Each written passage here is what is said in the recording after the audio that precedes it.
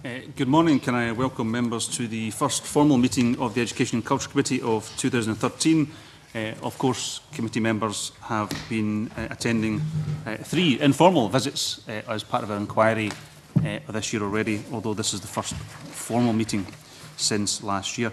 Can I remind members and those in the public gallery to ensure that all electronic devices are switched off at all times, because they do interfere with the sound system. And just by way of a slight change, can I welcome Oliver Crowe to the meeting this morning. Oliver is the winner of a Young Scot Award and is here as part of that package of prize. So welcome, Oliver. I hope you have an enjoyable day here at the Parliament. The first item today is consideration of whether to take item 5 in private. Do members wish to take item 5 in private? Agreed. Thank you. Item 2 this morning. Next item is our first oral evidence session on the Post-16 Education Scotland Bill, which was introduced in the Parliament last November. Can I welcome to the committee this morning Michael Cross, Col Baird, Gavin Gray, Elsa Henney, Daniel Hennessy and Tracy Slavin, all officials with the Scottish Government. And the purpose of today's meeting is to get a factual update from officials on what the provisions of the bill would mean in practice. The committee will, of course, separately take evidence from the Cabinet Secretary for Education and Lifelong Learning at a later meeting.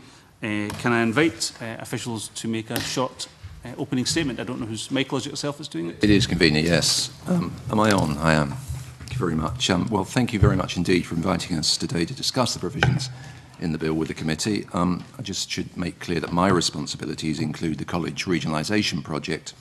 I also take general oversight of the bill. I know members are familiar with the content of the bill and want to explore that detail in discussion, so I won't take up much time with this statement. But to inform discussion, I thought it would be helpful for no more than 5 minutes perhaps to set out the context in which the bill sits and give a brief overview of its 6 key areas. So the first of those is college regionalisation, and clearly that forms the substantial part of the bill. It's a central element, self-evidently, of our wider college reform programme, which is well underway. The legislation, the bill that is not needed to deliver college mergers or the significant efficiency savings that the SFC expect them to realise. But what it will do is establish a new approach to college governance, supporting the new regional structures and reflecting the different approaches colleges are taking in different regions. The bill will also deliver ministers' ambition for greater diversity in college and regional boards, helping them to achieve their aims and to build links across their communities. The proposed new arrangements for boards' constitutions and appointments will improve public accountability by clarifying what is expected of college boards and of their members. And it will do so in the context of the existing arrangements for clear accountability for funding and for the new regional outcome agreements. So, for example, the new provisions for the removal of college board members set out clearly the matters for which board members will be held responsible, and in doing so respond directly to the views expressed in Professor Russell Griggs' independent report of FE governance in Scotland published last January. Professor Griggs in that noted that one reason why the current governance model was not working as it might was the lack of clarity available to boards. Second area is higher education governance, where the bill will be a significant step in implementing Professor von Brzezinski's recommendation, specifically by supporting the adoption of the new Scottish Code of Governance that the sector itself is developing. The provision here is based on striking the right balance between recognising the responsible autonomy of the independent institutions in the HE sector and the need to ensure there is in place appropriate assurance consistent with very substantial public investment. The third area is the new provision on widening access to higher education, where I think there is broad consensus on the need for further progress. The bill supports an approach adopted in recent years based on developing individual access agreements with institutions, and it provides for ministers, when in turn they provide funds to the Scottish Funding Council, to require the SFC to consider institutions' delivery against widening access agreements they have concluded. Fourth, the bill introduces a new power to ensure the SFC is able proactively to review the structure and provision of fundable further and higher education. While the SFC does already have a duty to exercise its functions for the purpose of securing coherent provision, the bill provides a more explicit mechanism to conduct a review of the overall delivery landscape. This will give the SFC a clearer remit to use the evidence it has available to ensure that the structures we fund operate as effectively as possible. The new power here doesn't change our existing relationships with institutions on matters of autonomy or academic freedom. It will not give ministers new powers to dictate what universities or colleges teach or to force institutions to merge, but provided it secures the consent of ministers, it would give the Scottish Funding Council a clearer mandate to discuss with institutions evidence of, for example, unnecessary duplication, which is to the detriment of learners and to wider public investment. The penultimate area are the provisions on tuition fees, where I think you're well versed in the arguments that apply here, and where I think you know that a voluntary agreement is already in place. The bill simply aims to give ministers powers to set an upper limit by order, and when providing funding to the Scottish Funding Council, to impose conditions with a view to ensure that institutions adhere to that upper limit. And finally, data sharing. Here, the bill provides for ministerial powers to develop secondary legislation specifying bodies required to share data with Skills Development Scotland and to set out the information that needs to be shared. The background to this is that for some years Skills Development Scotland has operated a database allowing staff to target their activity at young people at risk. The bill's provisions would allow more consistency in information sharing, better allowing SDS staff to identify those in need of help and to offer the right intervention to help those young people re-engage in learning. Convener, I hope that's a helpful overview and is helpful in setting the context for our discussion of the bill's provisions. We're happy to take any questions, of course. I have with me the colleagues working on the detail of each of the policy areas I've described there, together with our legal advisor, and the appropriate experts will pick up your questions. So just to make clear who does what, because that might help the committee, Tracy Slaven leads on matters for higher education. Danielle and Cole are the policy experts working on college governance. Gavin Gray is the bill team leader with responsibility for general matters relating to the bill. And of course, Elsa Heine is our legal officer. We are now in your hands, Convener. Thank you very much, Michael. That was an extremely helpful opening statement. I will be taking the bill, if you like, section by section, not necessarily in the order it's in the bill, but we will beginning with university governance, but can I ask members just please to indicate when they wish to come in, but we'll try and keep this to questions to each section at a time before moving on. And can I begin on university governance with Liz Smith? Thank you, Convener. I wonder if I could ask the bill team what you see as the definitions, respectively, of governance and management when it comes to the university sector. I'll respond on that. The focus when we were working on this area of the bill was very much around governance and strategic management. We have no interest in telling universities how to organise their academic management or how they run the body itself. The phraseology in the bill as drafted refers to governance and management. As I said, it was very much focused on strategic management, but discussion with the sector has indicated that that may have some unintended consequences and have gone slightly wider than we anticipated. So we're very happy to talk with the sector about the detail of that as we get to stage 2. Could I just ask, in respect, I think it says in the policy memorandum that ministers expect that the Scottish Funding Council will have regard to ensuring that such governance conditions are applied appropriately in different types of institution rather. Could I just clarify, is it your expectation that this is to do with governance, or do you think that because of the wider definitions possible that you've just described, that this might actually affect management as well? Our interest is absolutely in governance. That flips into some strategic management in terms of issues, perhaps in relation to the Secretary of a Chair of Court. They have management responsibilities, and you would want to be very clear that their governance responsibilities and their management responsibilities were clearly defined within the code. But it's at that strategic level of management, and no further than that we were interested. So could I just be clear about this? Obviously, the universities themselves have been putting together, as requested by the Cabinet Secretary, a code of governance to which they hopefully will all sign up. Is it your understanding then that that code will be the one that is agreed between the university sector, and that the existing UK one doesn't any longer have any input to this once the bill is passed? Yes, the intent, which I think was clear in the policy memorandum, was that the document that we are looking to provide best practice in governance will be the Scottish Code of Good Governance. That will be the specific reference point for Scottish institutions. And does that code, as it's being drawn up, does that refer to management? The code is at its very early stage of drafting. I would not expect it to be running into detail on the management of organisations now.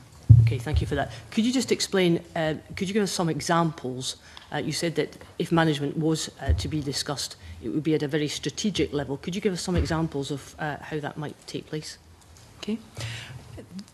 I think the best example is that one of a university secretary. That person is the secretary to the university court, is responsible to the court for its operation, but is usually an individual who also has a management responsibility within the institution. Being clear about the potential for conflict between the type of managerial role that a university secretary takes on would be at that level. That's it? No, it's those kinds of strategic issues, nothing more detailed than that. Sorry, at present there's nothing more detail? No, you don't. That our interest does not extend beyond those kinds of strategic issues. Okay. Right, thank you, Convener Ducey. Thank you, Liz. Can I just follow on from that? You said the code is at an early stage. Can I just for absolute clarity, that when you say it's an early stage of development, you don't expect it to develop into other areas other than the ones that we were discussing there in the very narrow focus that you were explaining? I would not expect it to do so. The code's development is being led by a working group under Lord Smith, which has been put in place by the chairs of court. The conversations which preempted the establishment of that were very much focused on governance, and they are focusing on those areas about how to take forward that HE governance review, in addition to aligning with those elements of the UK code which are sensible to take forward.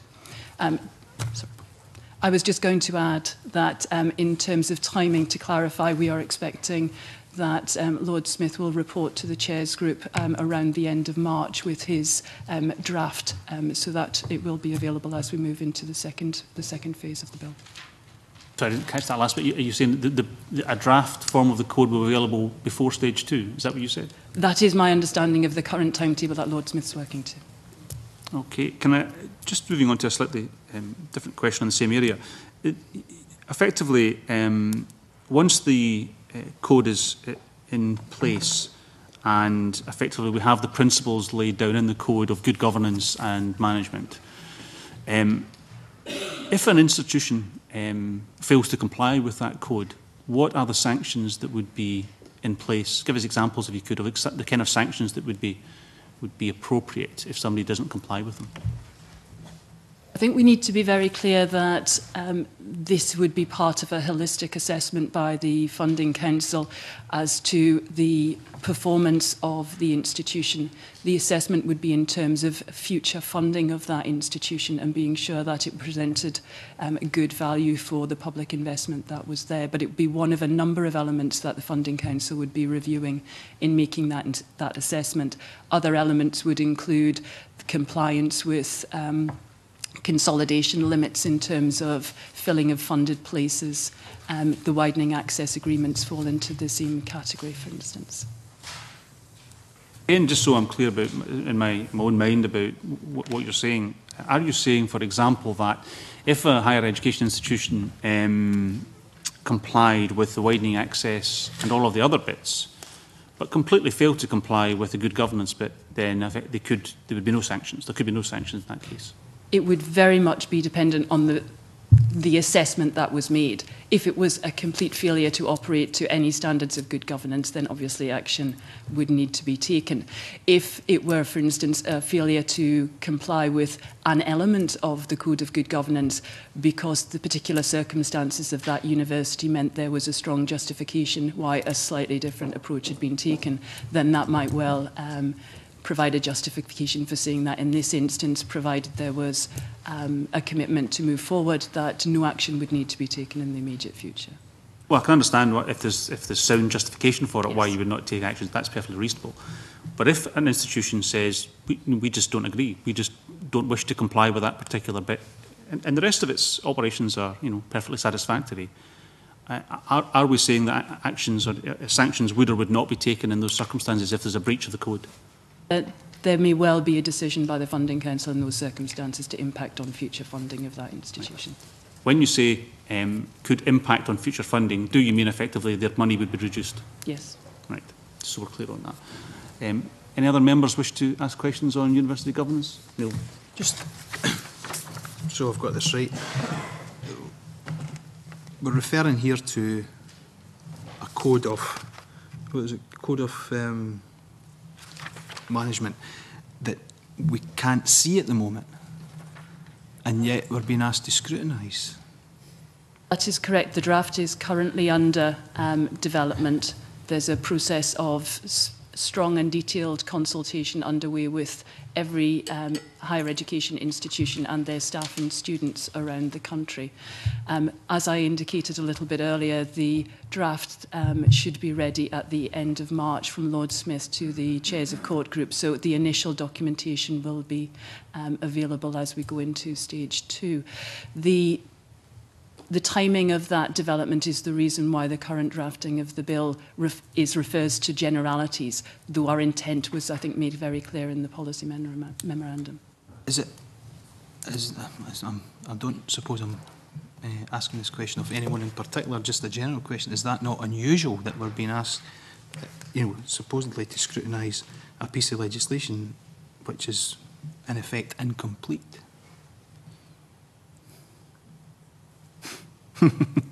Does any member of the panel have a view on that?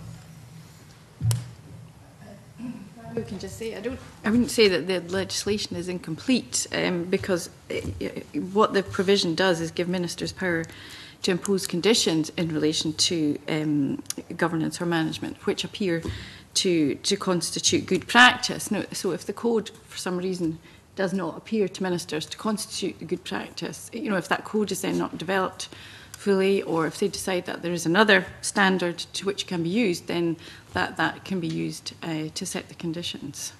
So that I wouldn't say the legislation is incomplete because simply the legislation is giving ministers the power to impose these conditions and to set a standard that they consider to be appropriate. And at the moment, excuse me, as Tracy says, the intention is that it would be the Code of Good Governance, but it may ministers' intentions may change if that code doesn't come to fruition or for some other reason. Asking a different way, would it be helpful if members had seen or were to see the Code of Good Governance?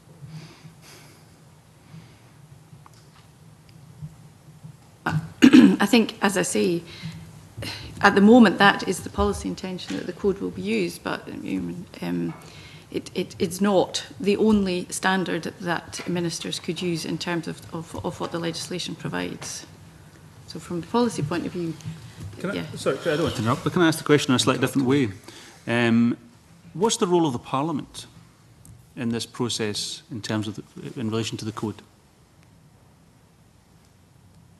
At the moment, the Parliament has no role in looking at the code. So that's just, it's no role, it's entirely for ministers. Yeah, in terms of the way the bill is drafted, it's for ministers to determine what they consider to be the standards of good practice. Okay. Liz Smith? Sorry to persist, but could I just clarify what the relationship is between the UK code and Lord Smith's changes that you're expecting in March and what the Scottish code will be? Can I ask again, does that Scottish code stand on its own? And is it about governance and management? The Scottish Code will stand on its own. I would anticipate that it would take forward elements that are currently within the UK Code, which are comprehensively agreed as being best practice by us Scottish institutions. It will also address further steps forward in governance best practice, which were identified within the HE governance review. But its focus will be governance.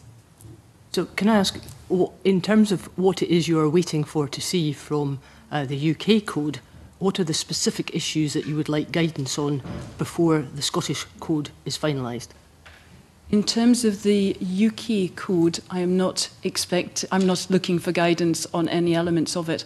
I would simply be expecting the Scottish Code to have carried forward parts of that which were not areas of debate within the Scottish HE governance review. Why can we not progress more quickly then? The issue with the Scottish Code is in the development of those facets which were identified in the governance review. In the absence of the Scottish Code or any delay in that, then ministers could adopt the UK Code as the standard of best practice until the new Scottish Code were ready. Thank you. Any other member got any questions on university governance? I've got one final question I want to ask. Can I just be clear, from the policy memorandum it states that the governance conditions are applied appropriately for different types of institution. They should ensure that that happens. Could you just clarify what applied appropriately actually means? The Scottish HE's sector has 19 HEIs. They vary hugely in scale, and that flexibility is to reflect the difference in the scale of those organisations and their missions.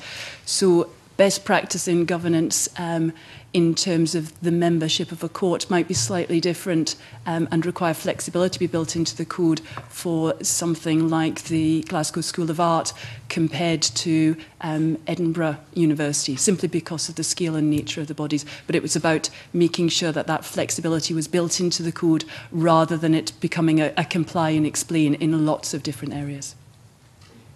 Thank you very much for that.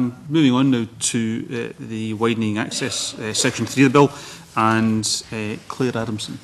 Thank you, Convener. Good morning. I'd like to ask a couple of questions about in the area of widening access. Some of the HEIs have indicated that they're going to use the Scottish Index of Multiple Deprivation in determining the criteria, but I would like to get a bit more information about what other information might be taken into consideration when actually identifying someone who might be from a disadvantaged background who wouldn't fall into that specific category. And the second question is to do with the in relation to the funding, basically. The policy memorandum states that improving participation amongst the most disadvantaged is not about displacing more able students. But the financial memorandum says there would be no new additional budget required for widening access activity as a result of the bill. So given those two statements, how will displacement be avoided?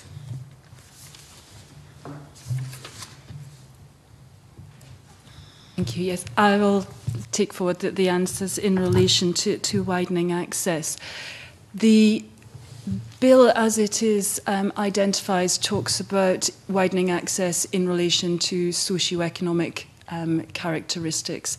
In terms of the widening access agreements that have been developed on a voluntary basis between the institutions and the Funding Council, the focus has been on the index of multiple deprivation, both at the lowest 20% and lowest 40% levels. It is not, however, simply about the number of individuals in those categories. It is also about making sure that there's equality of access across the range of subject areas, so that if there were particular subject areas which had a lower participation rate from those groups, then those kinds of issues might well be identified within an individual institution's widening access agreement. There is also, I think, the potential for particular geographies to become focuses for individual institutions.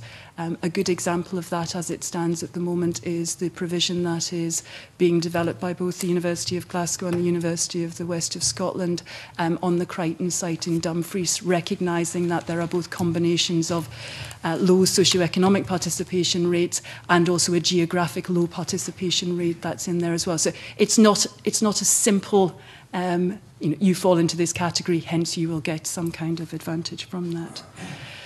In terms of the issues around displacement, we are absolutely clear that this approach is not about displacing students with higher levels of ability.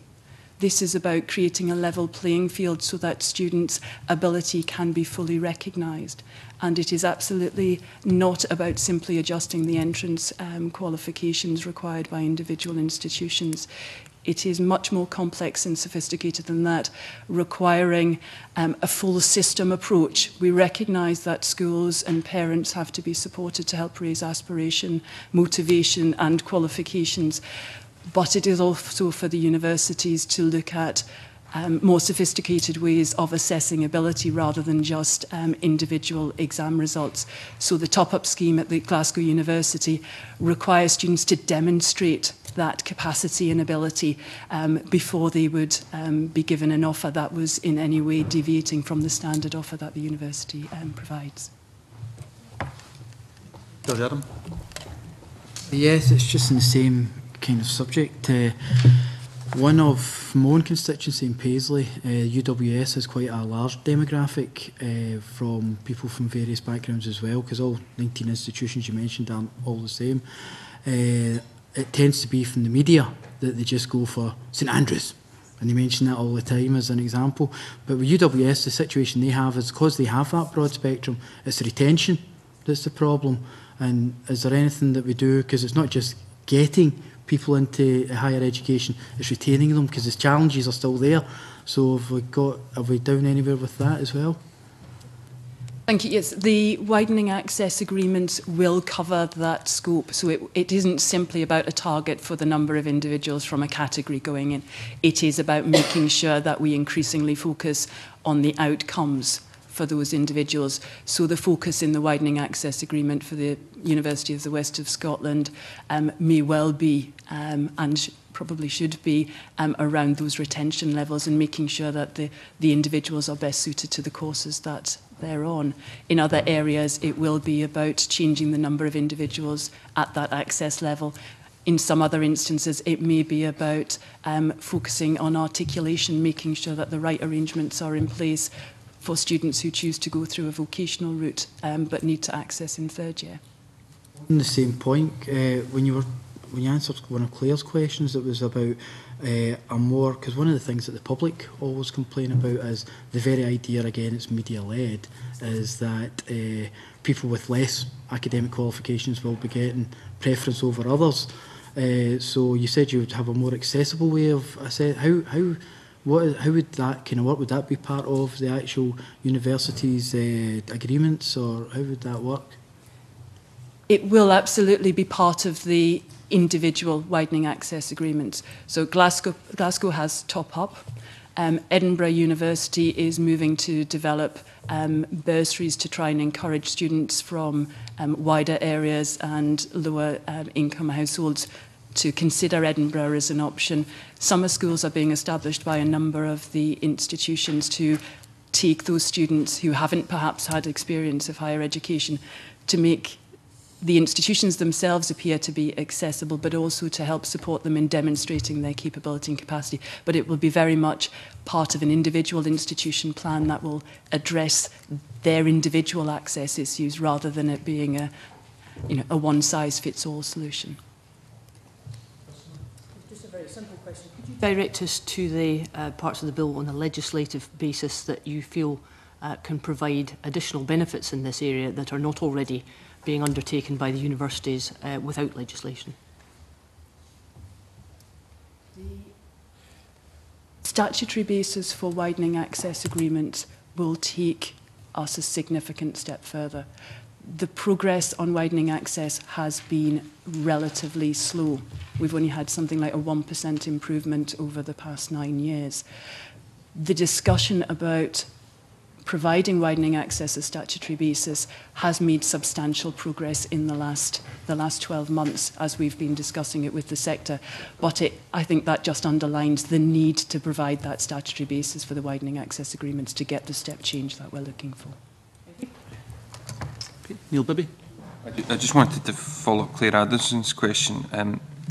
Without new monies for universities for widening access activity, and you want to increase the number of students from disadvantaged backgrounds but not displace any other students, how's that going to happen? Access to university has and will continue to be competitive. What we're trying to do is to level the playing field so that it is about equal access in terms of academic ability. Now, that's slightly different under our current circumstances than simply relating to higher and advanced higher results. So it's about saying this is about putting competition on a more level playing field. In terms of there being no additional money for widening access, we are operating within the spending review settlement. However, we did take the opportunity before Christmas to use the Funding Council's flexibility as within the budget settlement to identify agreements with individual institutions about increasing places specifically that could be allocated for widening access and to support articulation of students into year 3. And in terms of the financial point as well, the point George Adam raised about retention, if there's no additional monies, I take it there'll be no additional monies for students from, or to provide additional financial support to students from disadvantaged backgrounds. There were changes announced to the student support package on the 22nd of August last year. Those changes were very much designed to help support students from disadvantaged backgrounds meeting the 7,000 minimum income guarantee through a combination of student loans and bursaries. It also provides support for middle-income families by providing an increase in the non-income assessed student loan of up to £4,500 per student per annum. That's not a requirement for a student to take it, but it is a flexibility that's now there if they need to draw on those resources. There's no plans for additional finances to help students in the bill, apart from that? Not in the bill, no, but those announcements were already made this summer. Ian MacArthur. It's very much on a similar theme. I mean, you've quite rightly pointed out the different approaches being taken by different institutions. I think that's a very sensible approach. But you've also talked about levelling the playing field, and I think for the financial reasons that you've articulated, it's difficult to see how there isn't some sort of displacement effect. I mean, the levelling of the playing field presumably means a more sophisticated interpretation of qualifications and wider capabilities and aptitude. But that would lead me, I think, lead many people to assume that there are those that are currently accessing courses on the basis of the way the system works at the moment who would not, given the competition for places, be able to secure those places under the provisions set out in this bill. Is that a fair assessment? As I said earlier, obviously access to university is competitive. What we are trying to do is to place that competition on the fairest basis that it possibly can be. So there will be some potential students who don't get access to university who might have hoped to do so. But it is on the fairest basis possible if we are looking properly at the ability to learn and the ability to contribute. Trade-off in a sense between fairness and an element of displacement. I mean, that's, yes, yeah. Absolutely. Okay. A couple of points, if you don't mind. Could you explain to the committee the relationship between the future widening access agreements, which will be statutory, and the outcome agreements, which are non-statutory? How do they work together? think this is primarily about efficiency and good relationships between the Funding Council and the individual institutions.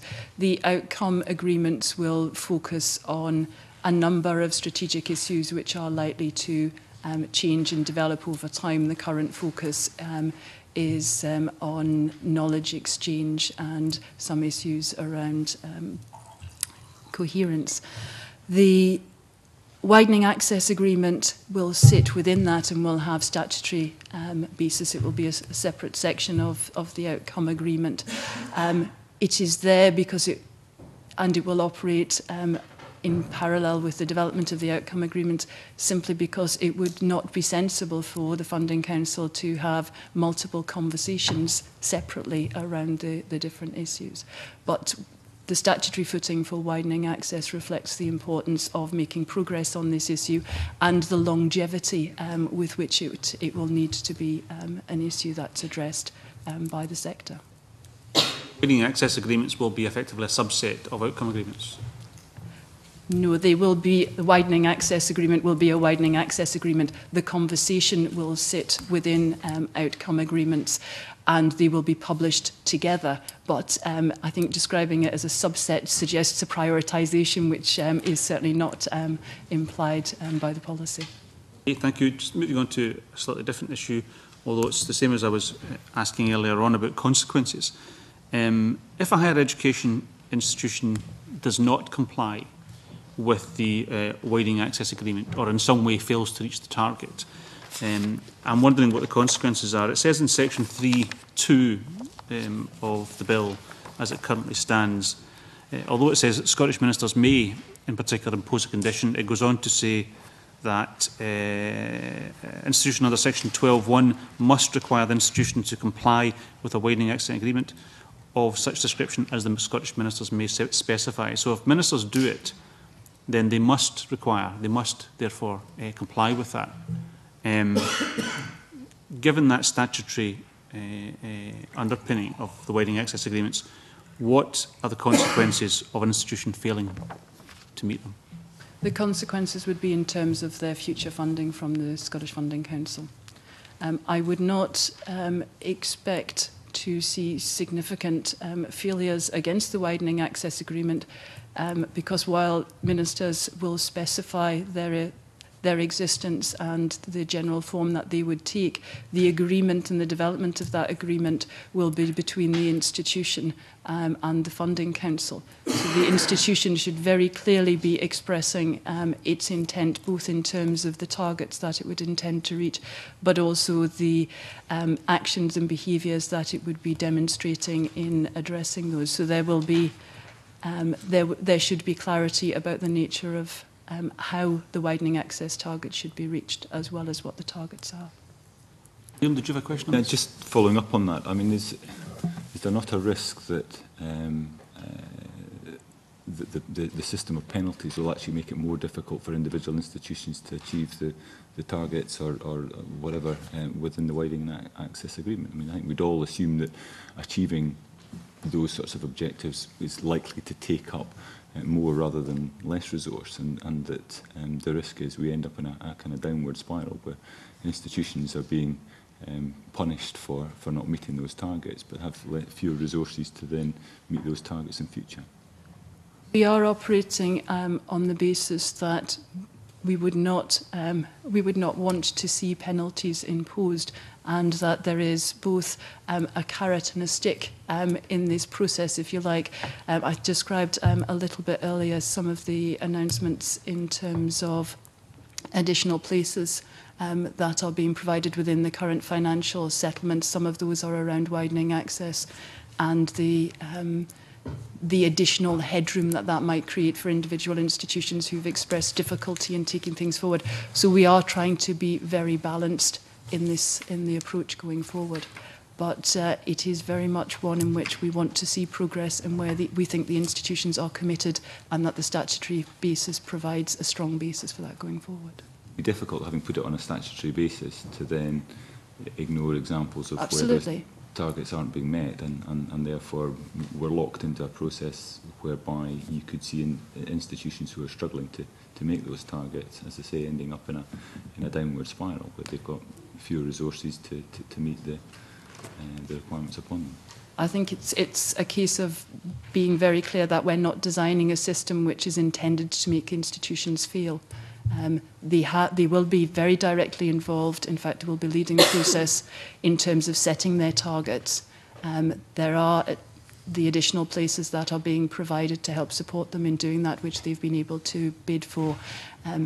The application of penalties is a last resort if the process has not worked. Any members have any further questions on widening access? I've got one final one then. You mentioned there about we're not designing a system which will effectively cause institutions to fail on the issue of widening access. Can you explain to us, I know you've mentioned it briefly already, but how exactly these agreements have been negotiated?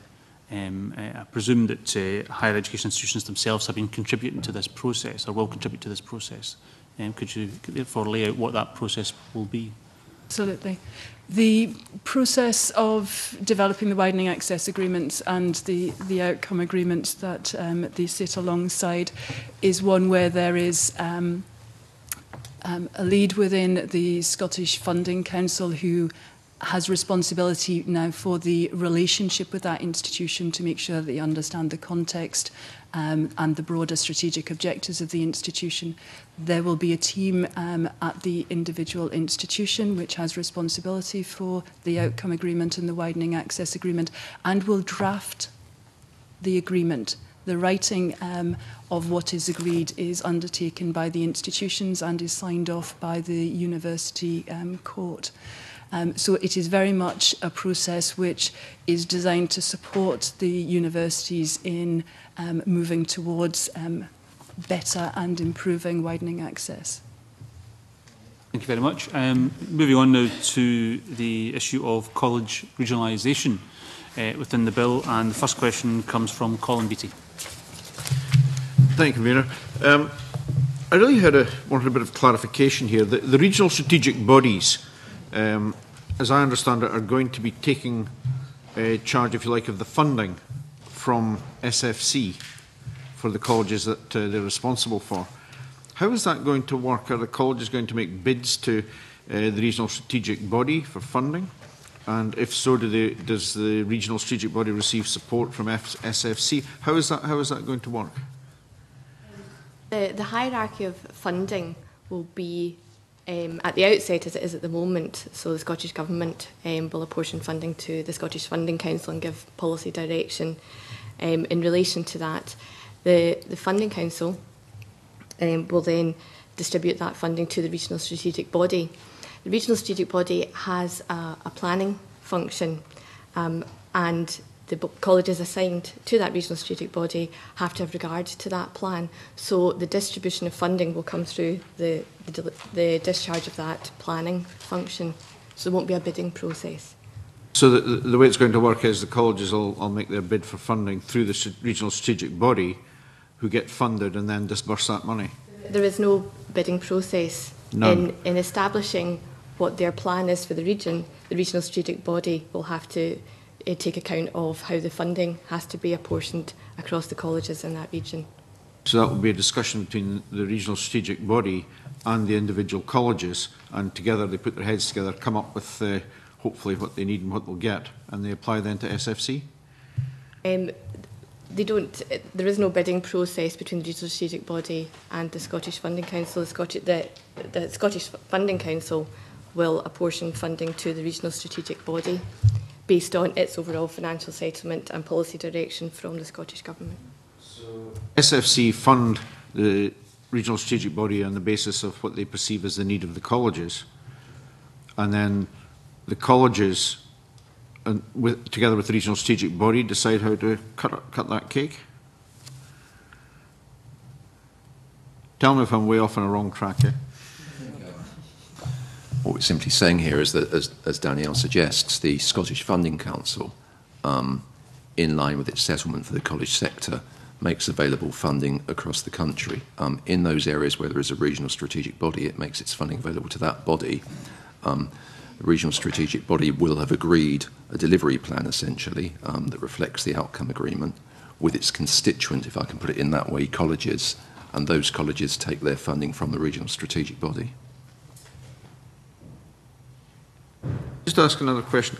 Before I do, can I just clarify, just now in my own mind, what's the difference between an incorporated and unincorporated college? An incorporated college has a board of management under the 1992 Act. A non-incorporated college does not. Okay.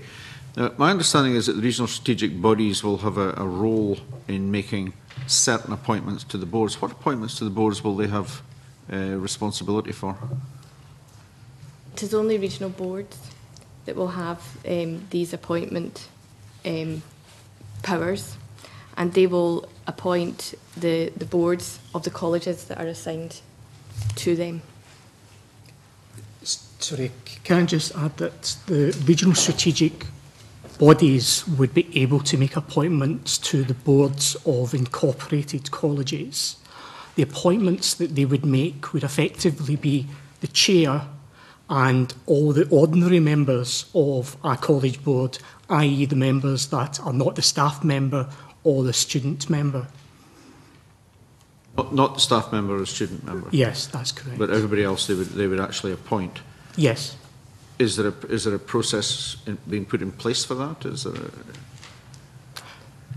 The intention is that the ministers would issue guidance to the regional strategic body, both in terms of the experience and backgrounds of the sort of people who they should be appointing, and also the process for that appointment.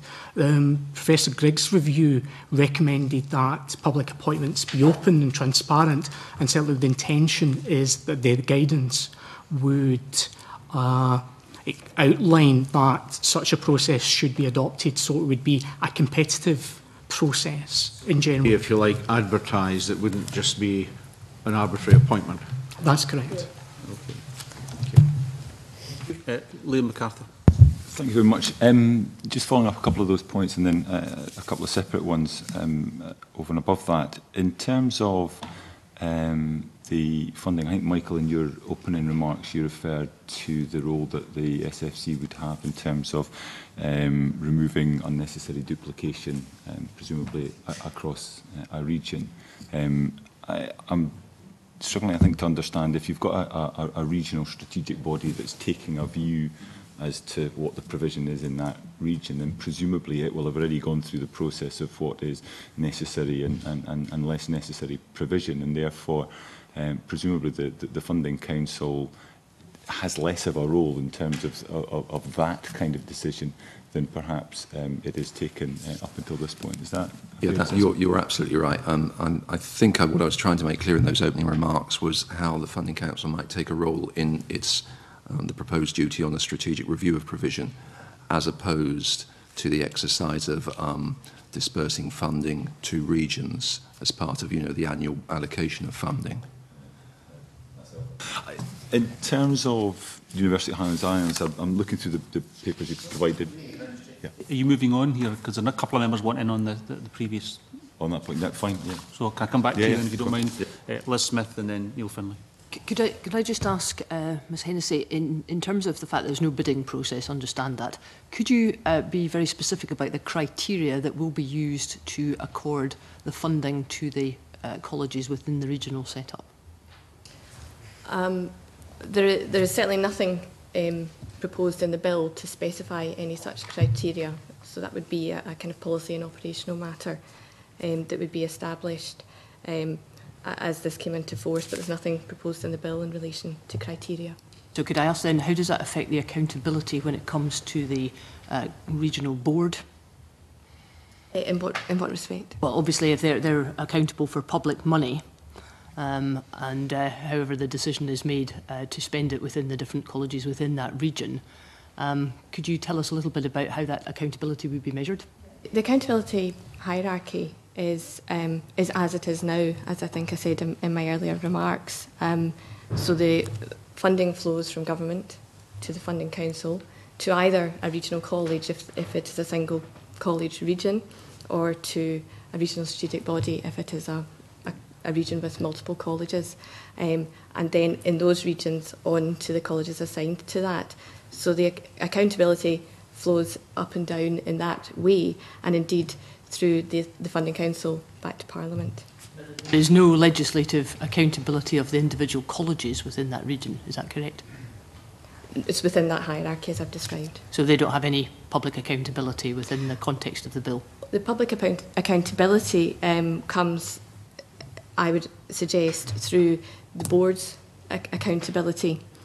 And as you may note, the bill proposes an extension of the grounds for removal of board members, and in doing so makes clear what is expected of them in the proper running of their college. So there is improved public accountability in that greater clarity about the expectation of board members' roles. Can I just ask, the members of the board in the region will include people who are accountable in terms of their own colleges? Members of the regional board? Yes. Some of these are assigned by individual colleges within that. The board membership, there is no specification, as you suggest, in that way. So there's no public accountability within the bill for that?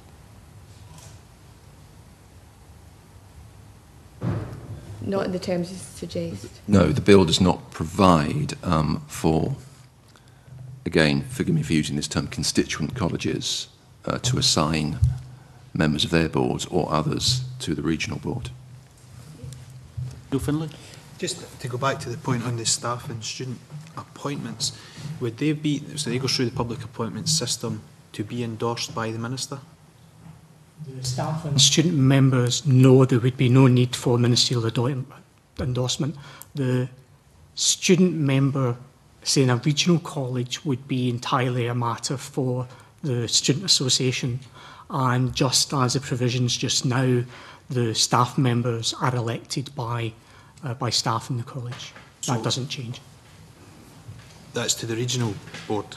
To the regional board as well. That's the same in the regional board. There's only a slight difference in student numbers if there's more colleges than places, but generally it's students who are nominated by the student association or staff members who are elected by staff. There's no provision within the legislation for us to stipulate that there will be elections for these posts. There would be elections for staff members in the new setup as there is just now in the current process. Is that stipulated? Yes. That's fine. McCarthy? So follow on to that theme and maybe go back to the one I was going to raise previously. In terms of the powers of removal, I think, Daniel, you were saying that there's more clarity now in the bill on the terms under which that can happen. To what extent is the bill extending ministerial powers to remove either chairs or members of incorporated colleges or regional boards? The bill does propose an extension of the grounds for removal of board members, and what it does, it proposes extending the existing grounds of mismanagement to grounds which, if you like, more pertain to a failure in outcome. So an example of that would be failure to deliver education of an appropriate standard. So you're comfortable that the definition of failure is fairly tightly defined? We're not going to end up with a failure to see eye to eye with the Minister being a reason for either a chair or a board member being removed? I think the criteria are absolutely specified on the face of the bill. They are additional to the existing grounds of mismanagement, but they are specified. I appreciate there's a distinction taken in terms of the Highlands and Islands, and I certainly welcome that approach, and indeed I think undertakings the Cabinet Secretary has given in relation to non-incorporated colleges, a number of which are to be found in the Highlands and Islands. I'm aware, though, that there are concerns around having a regional strategic body in the Highlands and Islands, which does appear to create a level of duplication, which in turn has a knock-on impact, I suppose, in terms of the funding that will find its way down to the constituent colleges in that region. Can you perhaps explain what the rationale for that that make-up is in the Highlands and Islands? The Highlands and Islands, unlike the other regions where there will be more than one college, will have UHI, a higher education institution, as the regional strategic body. An area like Glasgow will have a new legal entity, the Glasgow Regional Board. The reason why there's a difference is because UHI already exists. Colleges in the region deliver higher education as an academic partner of UHI, and ministers felt that given the existence of UHI, there was an opportunity here for that institution to be a more truly tertiary institution by giving UHI effectively the regional board functions, with some differences, but effectively the regional board functions that Glasgow Regional Board would have. Does that need a separate regional strategic body to be established? I mean, is it not simply possible to recognise, as you say, that UHI currently exists and therefore deal with that as the strategic body and indeed the filter through which the funding goes through? That is what we do. There isn't actually the regional. It's the designation of UHI as a regional strategic body. That's what the bill does. It doesn't create a separate entity called a regional strategic body in UHI. It's a designation of UHI, which means we can then confer specific duties on UHI in its capacity as a regional strategic body. So from your perspective, this shouldn't require any additional resource or them to spend time doing things that they're currently doing at the moment in a different way in order to satisfy the provisions of the bill? UHI will certainly have, as an institution, will have additional duties on it because it will be expecting to distribute FE funding for the first time, which it doesn't currently do. But there certainly is no new infrastructure. UHI as an institution, obviously, they're looking at its own internal structure in order to accommodate these new duties. I mean, that, in a sense, does suggest that there may be a problem in that at a time where resources are limited both in the HE and FE sector, that some of those resources are going to be held at the centre in order to provide whatever under the provisions of the bill, that will mean that there is less for the constituent colleges within the UHI region to spend on FE or for that matter HE provision. I think that's a general point in terms of the establishment of any regional body in a multi-college region.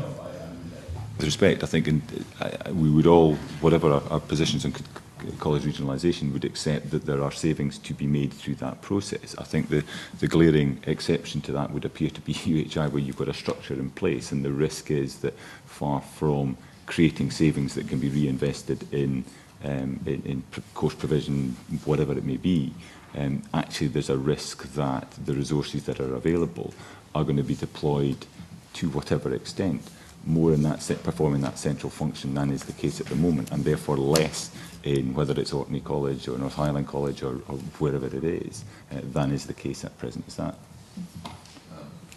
Pick that up. I mean, I think that risk exists. Yes, that risk does exist. However, I think we'd want to mitigate it as far as possible by working with UHI to develop the leanest arrangement and the least bureaucratic arrangement we could manage for the new role it assumes as a regional strategic body.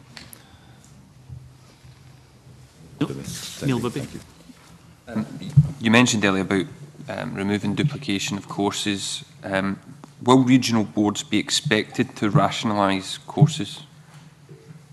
And if so, how will the impact on local colleges be assessed? For example, if they're currently providing X number of courses at a local college, but through regionalisation and rationalisation of colleges, those courses will not be provided anymore. Will there be an assessment of what is currently provided and what will be provided under a regional structure? And the role of the regional strategic body in this respect is to conclude a regional outcome agreement with the Scottish Funding Council, but it does that we expect it to do that in wider consultation with regional partners, and those partners include the constituent colleges. So part of its efforts in developing a regional outcome agreement may include some sort of rationalisation where that is in the interest of the learners. But it is not, I suppose, how best to characterise this, is not an effort that the regional strategic team take in isolation. They undertake this planning exercise with a range of other partners, many of whom will have their own contribution to make to the regional post-16 learning offer. And, for example, say the issue of transport for, say you've got a student in Clydebank who currently studies a course at the local college. What impact of or what assessment will be carried out if that course is no longer provided in Clydebank but provided in Greenock, in terms of travel costs and transport costs and things like that? What assessment will be carried out of the likelihood of that student going to travel to Greenock? If you're removing duplication from a local college, what assessment will be done? Regional boards to take that sort of matter into account as they develop a regional outcome agreement and any rationalisation that's implied in that regional outcome agreement. This effort is meant to be about enhancing the effort for learners, and so that would naturally, additional, for example, travel costs would naturally be a matter we'd expect the regional board to take into account. Adams? Thank you. It's just a question following over on from Liam MacArthur's questions about UHI. Does this mean that there will be a different relationship between the board of UHI and the ministers at the moment with other regional setups? And will the minister have the same powers of removal to UHI as it would to the regional bodies? And does that mean that there's also the possibility that across Scotland we could have a situation where there are staff and student representatives at a regional strategic level in some areas but not in others because those exist on the college boards? Certainly the Minister would not have the same relationship with UHI as a regional strategic body as it would have with, say, Glasgow Regional Board. The Minister has no power of appointment or power of removal in terms of UHI as they would in terms of Glasgow Regional Board. Also, the bill does make provision for the board make-up of Glasgow, of regional boards, as you say, to include staff and student representation. The bill makes no mention of the constitutional make-up of any board that might comprise UHI. That would be a matter for the Articles of Association of UHI, which is a company limited by guarantee. Does that therefore not make effectively student and staff representation less in the Highlands and Islands region than in other areas? Not necessarily. Certainly there was a working group report that made recommendations on what an FE committee of UHI might look like in order to discharge its role as a regional strategic body, and that contained different proposals from the bill, but certainly contained proposals for staff and student membership. Yeah, it's back to the powers and ministers and the like. We recently had the tiff between the Cabinet Secretary and the Chair of Stowe College, where the Cabinet Secretary lamented the fact that he didn't have the powers to remove the Chair. Would the changes give him the powers in such circumstances in the future? Yeah. No, what the bill proposes is that the grounds for removing board members are extended, and they're extended in the way that I outlined previously. So in addition to the existing grounds of mismanagement, they cover the failure to deliver, for example, education of an appropriate standard. The case that you cite there is in fact and any case like it would be a matter of the personal conduct of a board member. So that would not pertain to the board member as an individual discharging their functions for the effective running of the board. It would be about their personal conduct as a figure in public life, and as such would be the responsibility of the public standards. So yes, so nothing that the bill proposes would alter the current position in that kind of case. It wouldn't, did you say that? It wouldn't. So at all levels, then the issue there is about the personal conduct of a board member, who would then presumably have to be referred to the Commission for Standards in Public Life, or whatever it's called these days, yes. Who would then decide on the sanction. Exactly that. And can they be referred to by anyone? Can they be referred to that organisation by anyone? For example, could the Cabinet Secretary refer a person? I think that would be the case, yeah. Thank you. Could we just get, I mean, I know if you're not absolutely sure, could we get clarification afterwards then to make sure that we're absolutely right on that point, if that's the case? Thank you for that. Neil Bibby and then Liam. I just wanted to ask you about the different approaches that you're taking to changes in higher education and further education. And earlier you were talking about higher education, respecting the autonomy and independence of higher education institutions. And in terms of the changes in further education, you're setting up regional strategic boards that will have direct effect on the strategy, courses and funding. But HE are remaining autonomous. Why are you choosing a different approach for further education than from higher education? The fundamental rationale, as I suggest, is that different levels of public investment are involved.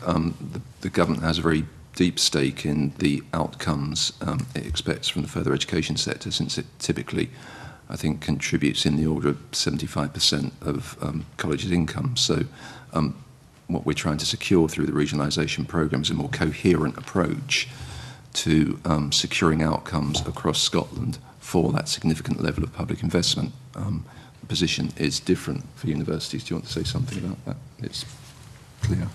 Absolutely. The position with universities is, I think, somewhat different from colleges. As Michael indicated, there's a substantially greater proportion of funding from Scottish Government goes into colleges than does into universities. It obviously varies across the sector, but in institutions which are research intensive, then the majority of their funding may come from non-government sources. It is also the case that with our further education colleges, we are focusing on making sure there is a match between local and regional need and local and regional delivery. Our universities are, yes, of course, provide a local academic provision, but they are also much more heavily focused on provision at the national level and indeed at the international level. So there is a difference in mission as well as a difference in funding, which drives those differences in approach.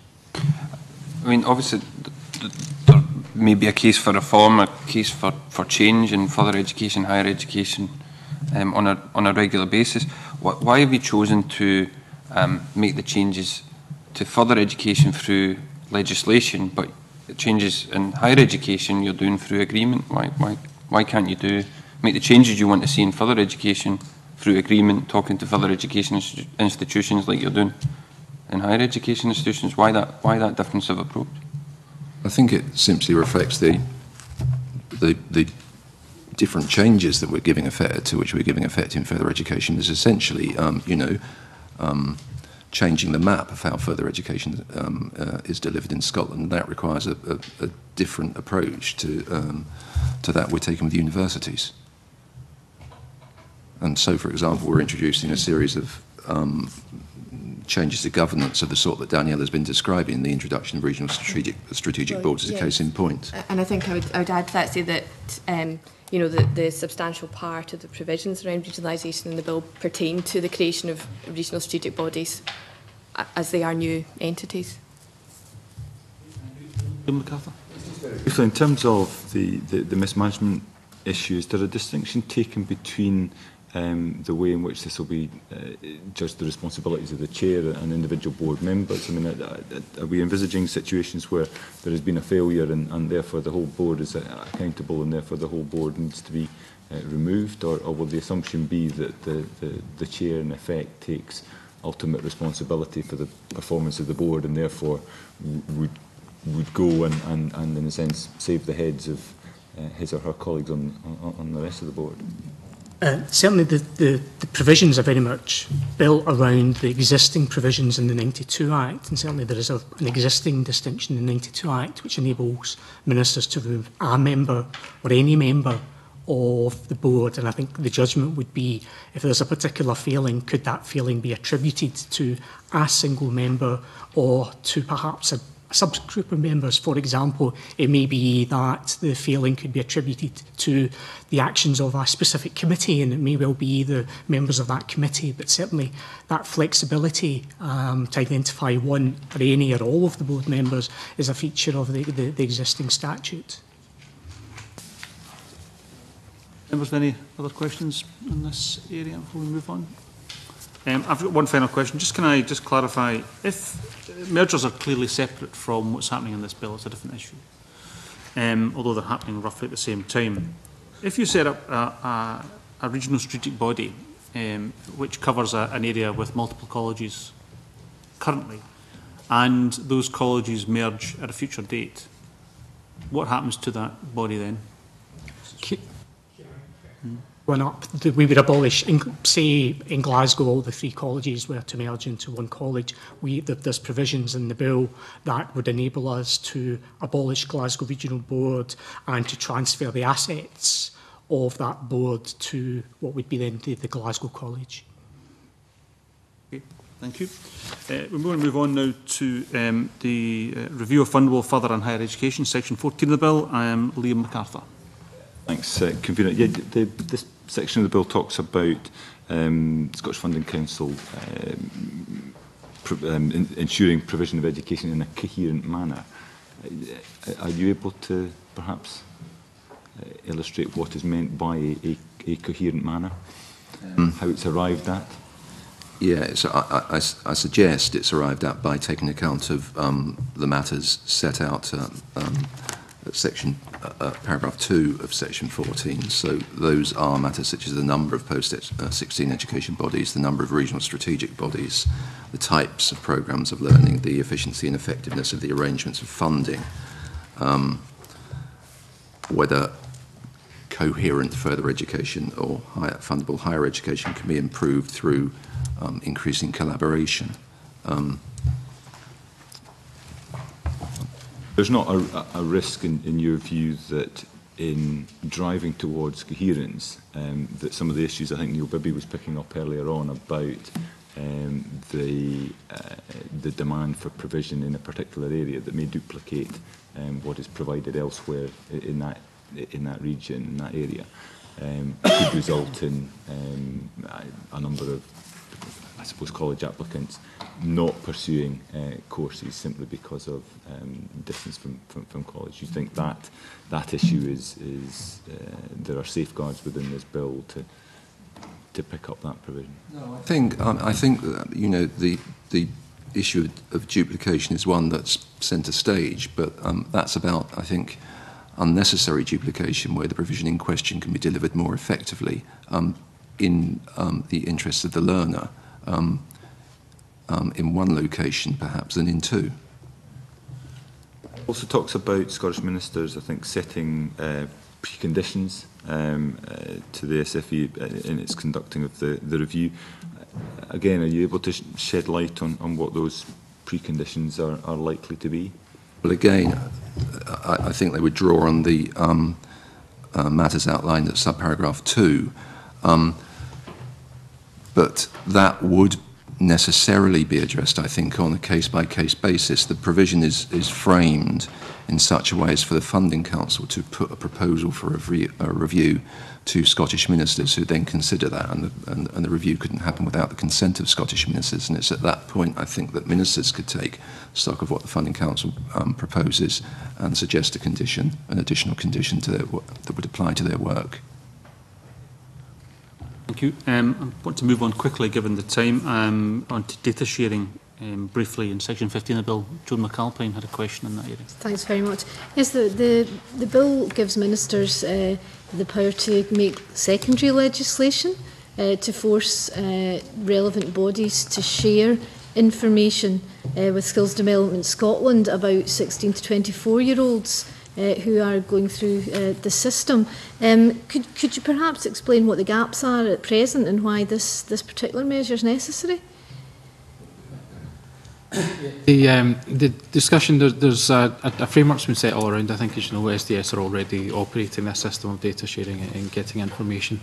They have a national reference group set up to support the data sharing, where local authorities and others, colleges and other providers are represented.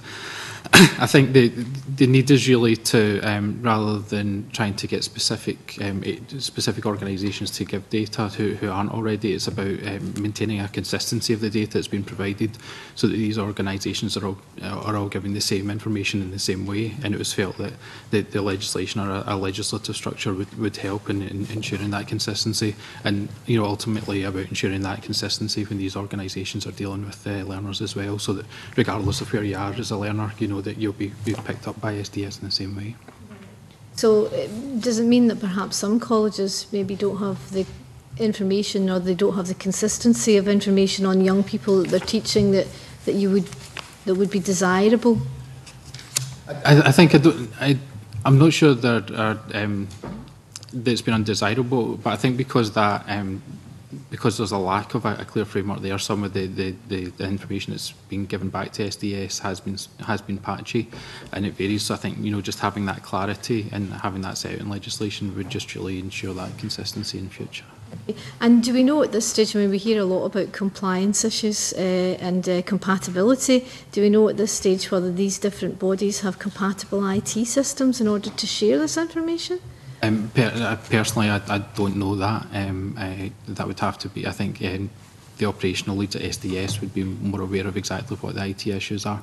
I know, like I say, there is this national reference group in data sharing, so the SDS and other Scottish Government officials do meet regularly with all the providers to make sure that these agreements are in place, and there are a number of individual agreements in place at the moment between SDS and colleges and with local authorities.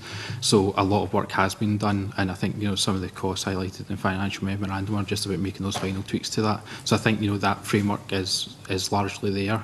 It's really about, like I say, just giving that high level consistency to what they're looking for. Just one last thing, will it apply to private providers of training, or indeed providers of learning outside Scotland, if the young person chooses to learn outside Scotland? It could apply to private providers. I think that would have to be specified in the secondary legislation. One of the things that the legislation sets out is it would be what organisations are compelled to be involved in that. So I think there is scope for private providers to be included in that legislation. I'm not clear on the position on institutions outside the UK, but that I don't know if I can provide a little bit of assistance in that. Normally, the predominance of students studying outside of Scotland is in the HE sector. SAS is a body which will be involved in this process and will have the information in relation to students who receive student support for HE outside of Scotland, so they will be picked up in that regard. I think I picked you up right there saying that the purpose is not to increase the amount of information that SDS has, but to improve the consistency of the information that they provide on. Is that correct? Well, to get more consistency in the information they're getting from other organisations. So for other organisations, if they're not giving the right amount of information at the moment, it might involve them increasing the information they're giving. But it's not about the information that SDS is giving, it is about the information that SDS is receiving from the other institutions.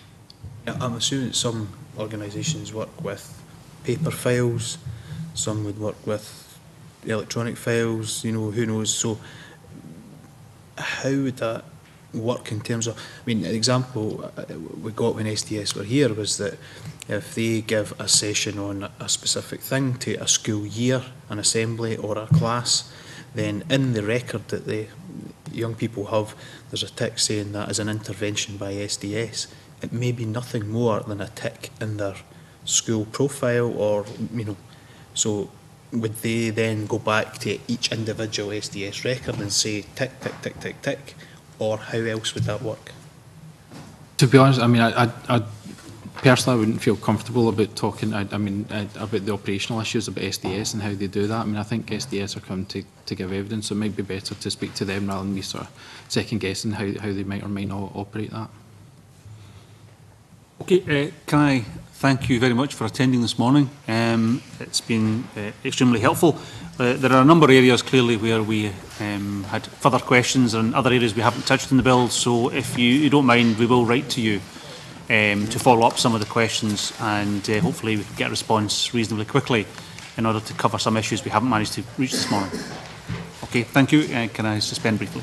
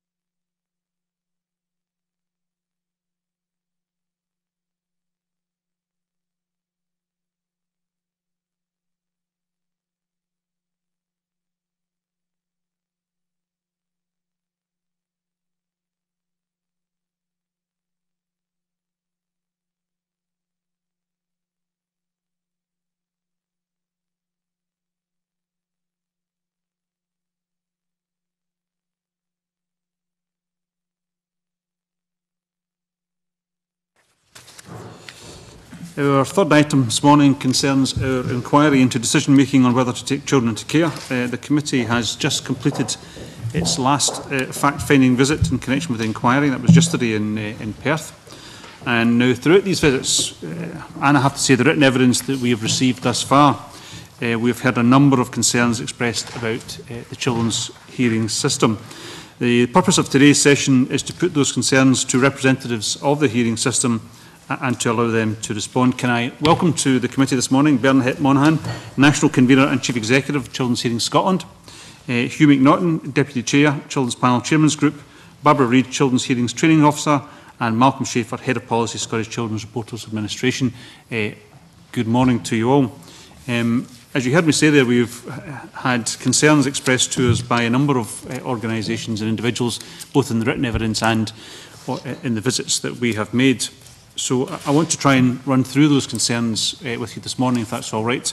We're going to start by talking about an area that has come up a number of times, which is the consistency of decision-making by panels. And can I ask Claire Adamson to begin? Thank you. Good morning.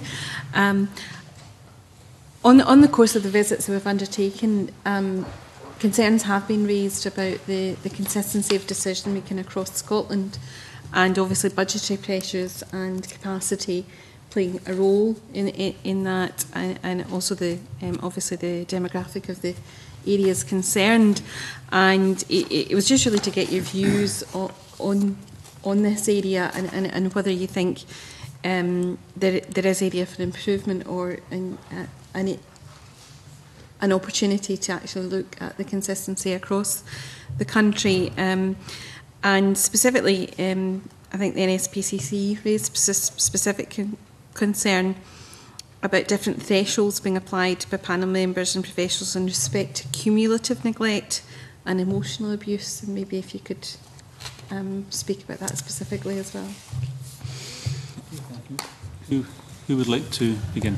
As someone who's actually sitting on hearings, and from a national perspective, I think there are always going to be differences across the authorities. Even under a national body, there is going to be differences because hearings do make the decisions on the day in the best interest of that child in front of them. I don't think budgetary constraints from the decision making is necessarily a big problem. It's how the social work departments in actual fact deal with what the decision of the hearing is, and it would be hoped that with the new bill that a lot of that will be dealt with, and the convener will be in a better position to hold authorities to account if decisions aren't made. I mean, panel members as a whole will make that decision on the day. If they think at the first time a child comes to a hearing or a family that it should be taken into care, that's the best thing that they think on the day, then they will do it, no matter what social worker recommending or what any solicitors round the table may be trying to represent. Because I think you've got to remember, and I think panel members are very aware that solicitors in the main tend to be there representing their clients who are the parents, not the best interest of the young child. And I think, again, with the new Act, I think we should get solicitors more looking at the children's hearing bill before they look at ECHR, because that's what the solicitors representing the parents tend to do. And I think there is a lot of things. It's not perfect, but I think as the bill goes through and we go into this new world, I think it will be a lot easier to get feedback and look into these matters, and for the convener to deal with it with each authority. It's okay, convener. Thank you. When we had our visit to Who Cares Scotland and we were speaking with care leavers, their concern was that from a personal point of view, they found the whole setup of the panel very, very intimidating as a young person, and therefore they had the belief that the parents' views had been given much more credence in the panel hearing than perhaps those of their advocates or they themselves if they were asked to speak at the hearing. And they found the physical setup very, very intimidating. And I just wondered if you had any thoughts on that. I suppose there's a number of things. First of all, I'd say that my role as National Convener and CHS, Children's Hearing Scotland as the new public body, are in a shadow period, so we don't officially own any of the functions in relation to the Children's Panel until the 24th of June this year. So I suppose what I can say is what we are aspiring to do and what we hope to do in the future to ensure greater consistency of decision making and sound evidence and reasons for decision making, as well as feedback to panel members. One of the things that I have to do as National Convener is include young people and take their views on board in the design and delivery of panel member training.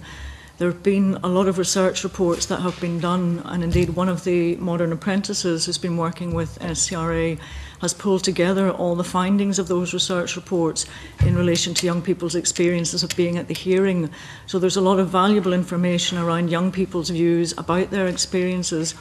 I think panel members would feel, I was a panel member myself, and we always feel we put young people at ease and we're good at engaging and communicating, but we're actually not as good as we think we might be. So there's a lot of rich information in there that we will be using in the design and delivery of future training through a national curriculum for panel members. It's simple things like teaching panel members body language, speaking to the young person first, not all the adults in the room.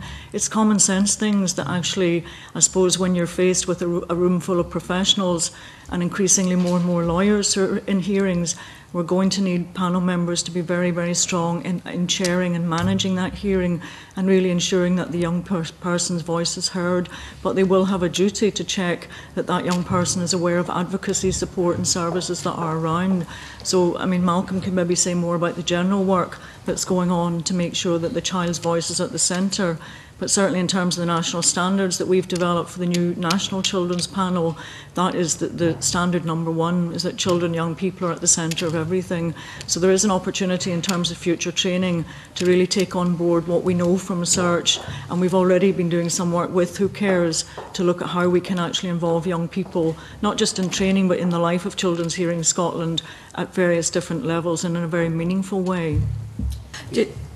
Sorry. No, you go, please. Perhaps I could just develop that further, that I entirely agree the system could do a lot better in terms of involving young people and vulnerable adults. We have a participation group which is established within SCRA, which is using the Modern Apprentices we've appointed, who are young people who've been in care or currently are in care, to help us look at all the range of procedures, of buildings, of room design, to help us improve the quality of communication. Can we produce better ways of encouraging young people to be involved with the hearing process? Should we have pre-hearing visits, so, for instance, they know the sort of place they're coming to? Can we improve the sort of leaflets, or can we improve electronic communications with young people to make it more appropriate for them? I think we've been very complacent, bluntly, in the system for a few years about involving young people, and we can up our act, and we need to. While I'm on, could I also tackle the other area that you mentioned in relation to cumulative neglect, emotional abuse, because I think there's enough research material out there to suggest that this is a major challenge, possibly not just for our system, but for systems elsewhere, and certainly not just for panel members. It sometimes is much easier to intervene when you've got a specific incident of a physical abuse, for instance, as opposed to a continuous pattern of emotional neglect, but albeit that the emotional neglect may have huge significance and damage for a child. So I think we need to, A, look at how we ensure that the information that is presented to the decision maker, be it the panel, the reporter, or the court, is of the highest quality, so that it can clearly mark out the sort of behaviour that is exemplified, the impact on the child, and what research tells us about the cumulative effect that can have on the child's future health or development. We also need to work in training for all parties, not just panel members, in terms of making sure we understand the impact of emotional abuse upon a child long term. So it's unquestionably an area that needs to be worked on, not specifically by the panel members, but across the board. We had written evidence from Dumfries and Galloway Council about the weight given to different opinions by panel members. And I'll just quote one sentence from their evidence. It said, "It is perceived that children's panels tend to value the views of other professionals and of so-called experts above the holistic assessments of social workers." What would you say in response to that concern expressed by Dumfries and Galloway Council? I would say that that's what the children's hearing is for. It's to hear what social workers have got to say and whatever other experts are put forward, whatever information we get, and we make decisions based on that information that's in the best interest of the child. And if that's not necessarily what social work think is in the best interest, then so be it. I mean, there is no doubt. Sorry, maybe you didn't hear me. The specific allegation, if I can put it that strongly, it says that effectively panels tend to value the views of other professionals, so-called experts, above the views of social workers, and assessments of social workers. Yeah. I think the committee may have access to the recent research we've done on children on supervision 5 years plus. If you don't have a copy of that, we can make sure that you get it. One of the areas we actually looked at was the correlation between social work recommendations and the decisions of children's hearings. And we found over a large number of hearings that in 94% of cases, hearings were actually following the social work recommendation. So I actually disagree with the basis of that. I'm sure it's based on fact, on individual experiences, but as a pattern within the system, there's no evidence that we've got to suggest that is happening. Okay, that's helpful. Thank you. Neil Bibby. Just to ask, in terms of consistency of decision making, do you believe this will be made easier by the inception of area support teams? And you know, how do you envisage that being monitored, and how will you kind of look to kind of apply consistency within teams and across different teams? Shall I take that one? I mean, I think there's various aspects to that. At the moment, we have 32 local authority children's panels and 30 children's panel advisory committees. The children's panel advisory committees will cease to exist and they'll be replaced by the new area support teams. And I think the change in terminology as a support team, consistent support for panel members, is very critical and very important there. What the new area support teams, they will largely continue the functions that children's panel advisory committees do, but I'm very clear that they'll work in a very different way. They are a support team and they will be accountable. They will work within national standards that we've developed, which will be reviewed before the go-live date in June. Those national standards will be underpinned by a whole set of practice and procedure manuals. So, for instance, observing panel members in practice, making recommendations about appointments, reappointments, dealing with complaints, payment of expenses, all of that will be standardised, whereas at the moment it's fair to say we've got inconsistent processes and procedures across the country. And I think in this day and age of the children's panel, it's not acceptable. Panel members, whilst they might be volunteers, are actually professionals. They're members of a tribunal that has extensive decision-making powers.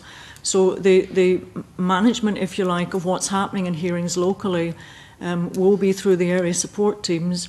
Each area support team will have an area convener and a depute, and their role is very much to work with me, to be the kind of the local point of communication, to work with SCRA and pick up on trends, etc., that are happening. We've had a lot of discussion with SCRA about data that's available that we can use I suppose in terms of management information to feed to the area support teams through the convener, and to be saying, for instance, there are a high volume of hearings in your area that are being continued, there are quite a lot of children that don't seem to be appearing, what's happening. So there will be much more of a two-way flow of information and monitoring the trends, linking in with the locality reporters, and really the expectation is that the area convener will be reporting back to myself and to the panel and area support team in CHS. Whereas at the moment, when we have children's panel advisory committees, I think it is fair to say that there is, and also because we've got 32 local authority children's panels, it's very difficult to make proper and effective use of the information and the data that SCRA have and really to feed it back. So I think moving to one national panel, national standards, 22 area support teams which will work in a very different way to support panel members, I think will be critical. Within the area support team, there will be a learning and development coordinator. So there will still be a need for what I would call ad hoc training locally if issues arise, for instance, if there's still the need for training around clarity about the demarcation between the panel member's role and the reporter, for instance. We have to be able to respond to that. But each area support team will have a learning and development coordinator who will link very closely with the future provider or providers of the national curriculum. So I think what we're aiming for is a much more consistent approach, better use of the data that already exists to feed back to panel members through the area support teams, and also in a way to hold the area support teams to account for what's happening locally, and expect that the area convener will have conversations on our behalf, not just with the reporters but with social work and with all the different agencies. If I could just pick up as well on Malcolm's point about research and information, we don't make an awful lot of use of the research that there is that we should make use of. There are two things in particular that I'm doing in relation to developing the feedback loop, which is to feed back to panel members not just about trends and referrals, but ultimately the implications of the decisions that they make. We need to understand what exactly are the components of an effective supervision requirement, and we're working very closely with the Criminal Justice Social Work Development Centre to try and unpick that and make sure that panel members have that information as part of future training. Malcolm and I are also involved in the Edinburgh study of youth transitions and crime. One of the important findings recently that we were made aware of is that one predictor of future involvement in the justice system and offending is school exclusion. Now, there's a wealth of data and information that we're not actually using in terms of feeding back routinely to panel members, embedding in panel member training, or indeed, I would say, influencing policy direction. And I think there's real opportunities through the creation of a national panel, national body, myself, and area support teams, which will be accountable to move these things forward. So I hope I've answered your questions. It was very comprehensive. Thank you very much for that. Could I also pick up on the consistency? Children are unique, and the problems they will bring to hearing are unique. What their families can offer and what resources can be offered will be unique. So consistency doesn't mean that one size will fit all. There will always be discrepancy in that. And I think it's about setting the expectations in a realistic way, even with children's expectations about what hearings are about. They are a quasi-judicial forum, so they're not always going to be as comfortable. But I take up Malcolm's point, we could do a lot better. But decision-making is based on that child at that hearing on that day, not on what did we do the last time we had this kind of case. So I think there won't be complete consistency, but I think there should be consistency in the processes that go into making the decision. I'd agree with that. I said that earlier. I mean, the whole point is that children are different, and you won't get the same decision in a very similar family in the south of the country as you will in the north. The decision will be on the day on the child. And I agree with Bernadette and what Barbara said. The consistency of the process, yes, but consistency of what that child gets in their best interest at that time is going to be dependent on the day. Kind of generally, do you think there's a need for us to do more nationally to articulate what we believe is acceptable behaviour and to articulate what we as a society think should be acceptable treatment of children?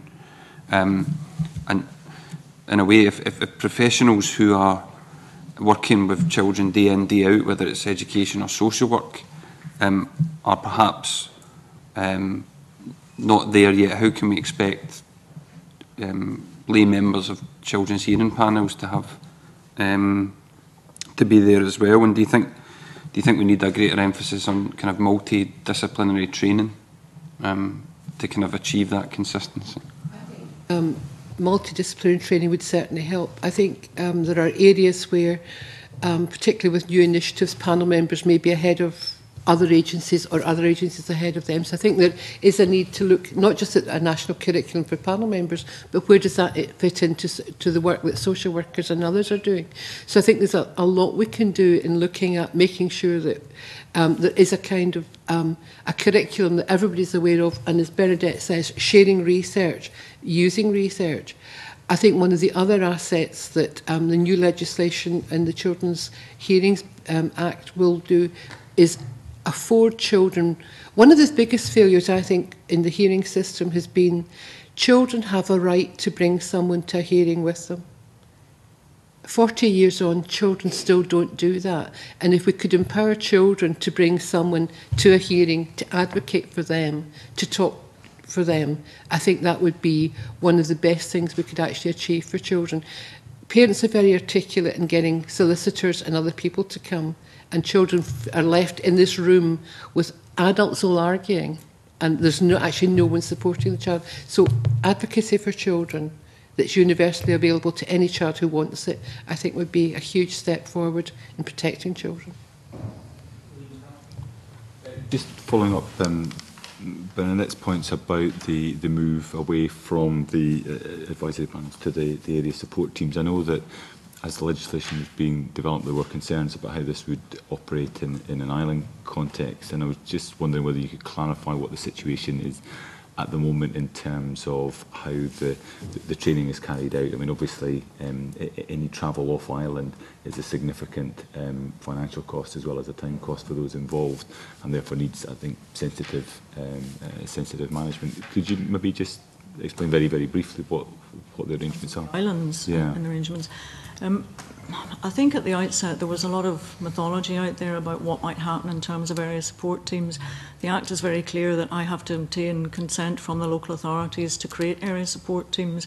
I went around the country and I spoke to a large range of stakeholders, not least panel members, panel chairs, Children's Panel Advisory Committee members, social work, etc., and local authorities. And I think in terms of the islands, there was a fear that perhaps they would be joined up into one area support team. Now, two of the consistent fears that were expressed around the country from people were if you create an additional layer of structure in some areas, you still need to have a substructure in each local area, each community, and therefore an additional layer of structure is not going to deliver better results. It's going to actually put more burdens on people in terms of time commitment, especially when they are unpaid. It will cost more, it will be counterproductive, it will not deliver any efficiencies if that's what is expected. So I did listen to that and take that on board, and in all the proposals I put forward, they were done on the basis of extensive dialogue and consultation, and I came up with what I thought was realistic and workable. The other fear that people expressed was, and it's very, very real, is about local identity of the panel, and that's critical. People around Scotland, whether they're part of a national panel, they've signed up to serve the children, young people in their community. They want to get the best outcomes, they want to give the best quality of service they can give as a panel member, and it's very important that we don't lose that. So I think I've listened to that and taken that on board for the whole of the country. We have to see how the new area support teams bed in. We've got to get people who've been in the system for years working together in a different way. It's not going to be a joining up of panel members, panel chairs and CPAC members and chairs doing what they've always done. It really is about how do we get the best support for panel members locally. So for me, what's critical is not the structures per se. What's critical is that we've got an opportunity through one national children's panel, recognising that it can be the children's panel in wherever, and preserving that local identity, but making sure that people are signed up to working to the same national standards across the country. Thank you, Convener. When we were on the visits, the issue of panel members changing between hearing to hearing came up, and that was expressed as a concern both by the care leavers, but also some parents that we spoke to who had learning disabilities who found that very intimidating to have different panel members. And is there something that can be addressed, and can it be addressed without increasing timescales and in the process?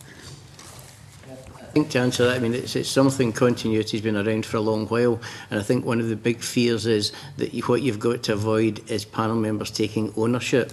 It is useful, not in every hearing, but there are some cases where the hearings continued or there are very complicated issues that have been dealt with. And I think the simplest way I can put it is that I've always had a feeling, and we have tried to do it in various authorities, is the ABC are on this hearing, CDE are on the next hearing, and EFG. So you've got one panel member at least has something from it, so that they're not faced with three completely new. And I think that's the safest way, because panel members taking ownership of a hearing, I think, is a very bad idea.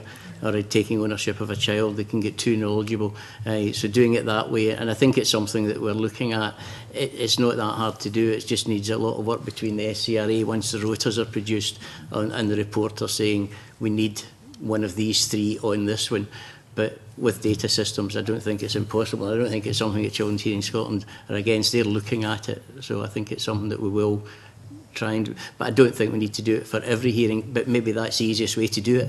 It's just that that's the norm. But that's something I think for the future. But it is something that's been looked at.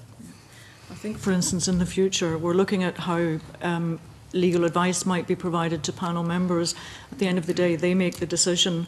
But I think that if, for instance, there is an option for panel members to adjourn a difficult hearing and write and ask for legal advice or an opinion, then the expectation may be that in that situation there should be continuity on the next panel. That's still being worked out in terms of procedural rules and how advice to hearings might be offered.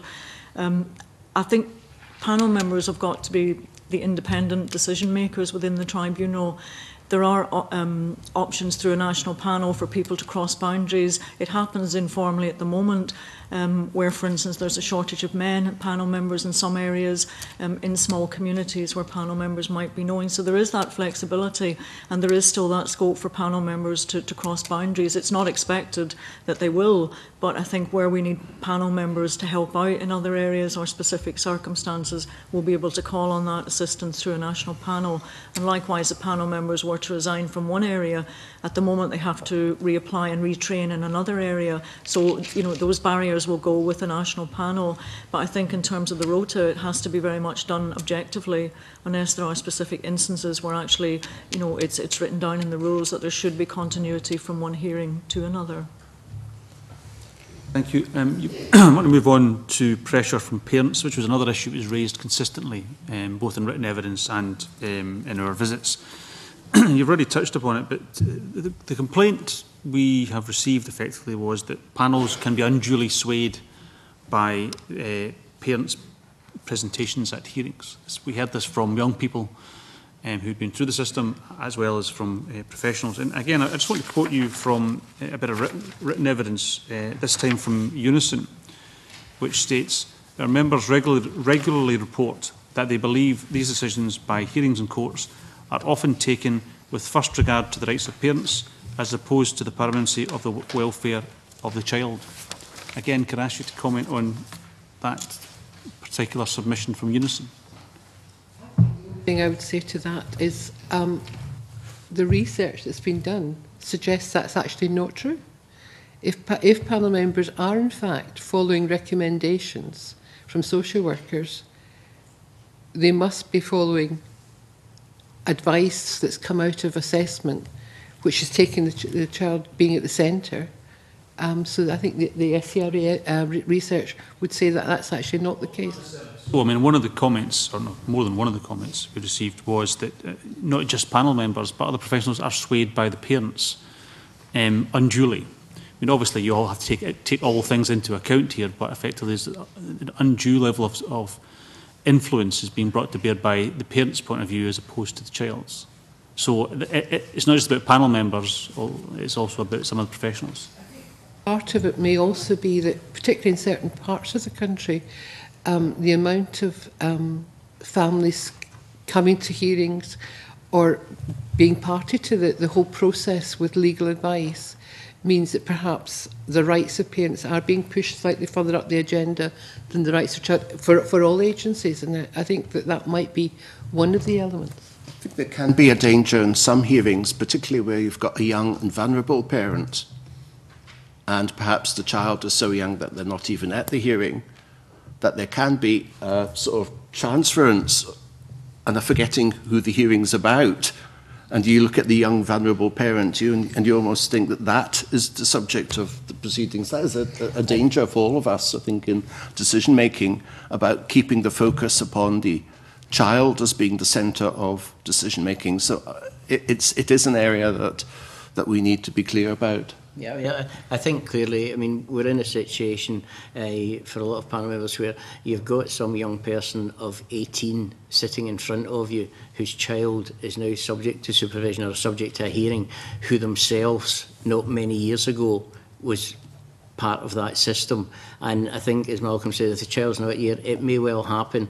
I don't think it's as often as maybe your written evidence is showing, but clearly, as Malcolm says, it is something that we should be looking at, and we've got, but again, if we get consistent training across the national body, then hopefully panel members will be clearer on these things and take that and listen to that and make sure that they remember that this is now a parent and not a young person that's in front of them. But one of the points, again, that was raised was a tendency, certainly the young people expressed this that we spoke to, but others did as well, a tendency for panels to have a kind of one more chance kind of attitude towards parents that, you know, effectively, well, you know, you're trying, so we'll give you one more chance. But one more chance is just one of the many one more chances that they receive. And the young people particularly, as I say, others said this as well, felt that they were sitting there and every time they came along, there was one more chance for the parents to carry on the neglect and abuse of them. I don't think that's only coming from panel members. I think if you were to look back into individual cases, you would probably find that social work were also doing Absolutely. that. No, I'm not. I'm not for a minute suggesting it was just panel members. Yeah, but you're representing the panel, so I'm well be asking working you. with the information we've got from a social worker who is saying, well, the parents, we expected them to do A, B, C. They've actually only done A and B, but I think we could probably, with proper supervision, let them home and try again. It will happen. I think, again, it's this consistency of training so that panel members are more aware, and maybe sometimes we're not as aware as we should be. I think there's one general area of improvement which comes out of your question, which is the meaning of home supervision and ensuring that perhaps it is tighter, that people are clear what is expected of them, that there are specific timescales within which improvements are expected, and clarity as to, you know, next steps if that doesn't take place. I think sometimes there is a tendency to make a home supervision and people go out of the hearing room, and I wonder if they're as clear as they should be about what it means, about what should happen. You know, can we make more use of conditions and supervision requirements? Can we make more effective use of timescales for work to be done by? Now, clearly, when you're making a decision, you're making the decision on the child, and you can only make conditions on the child. So there's no compulsory hold over the parent, but you can still write in within the reasons for making a home supervision exactly what is expected of the parent in cooperating with a home supervision requirement and what the next steps are. You know, for instance, in treatment of substance abuse, alcohol abuse, that may be a classic example of where you look for significant improvement within a particular area, a particular time frame, and sometimes it drifts. Janet, that you wanted to? I think there's 2 points really. The first one is just to talk about training and say that in the future we need to have panel members who can chair hearings and be pretty robust and keep the solicitors not in check, but help lawyers who are in hearings to perform to their best standard within the ethos of the children's hearing system. And certainly Malcolm and I have been involved in work with the Scottish Legal Aid Board, and they've looked at our national standards, and we will be involved in some sort of awareness raising for solicitors going forward. So there is that. But for panel members, the person who's chairing the hearing will need to keep the focus on the young person and make sure that they feel they've had the best quality service they can possibly have.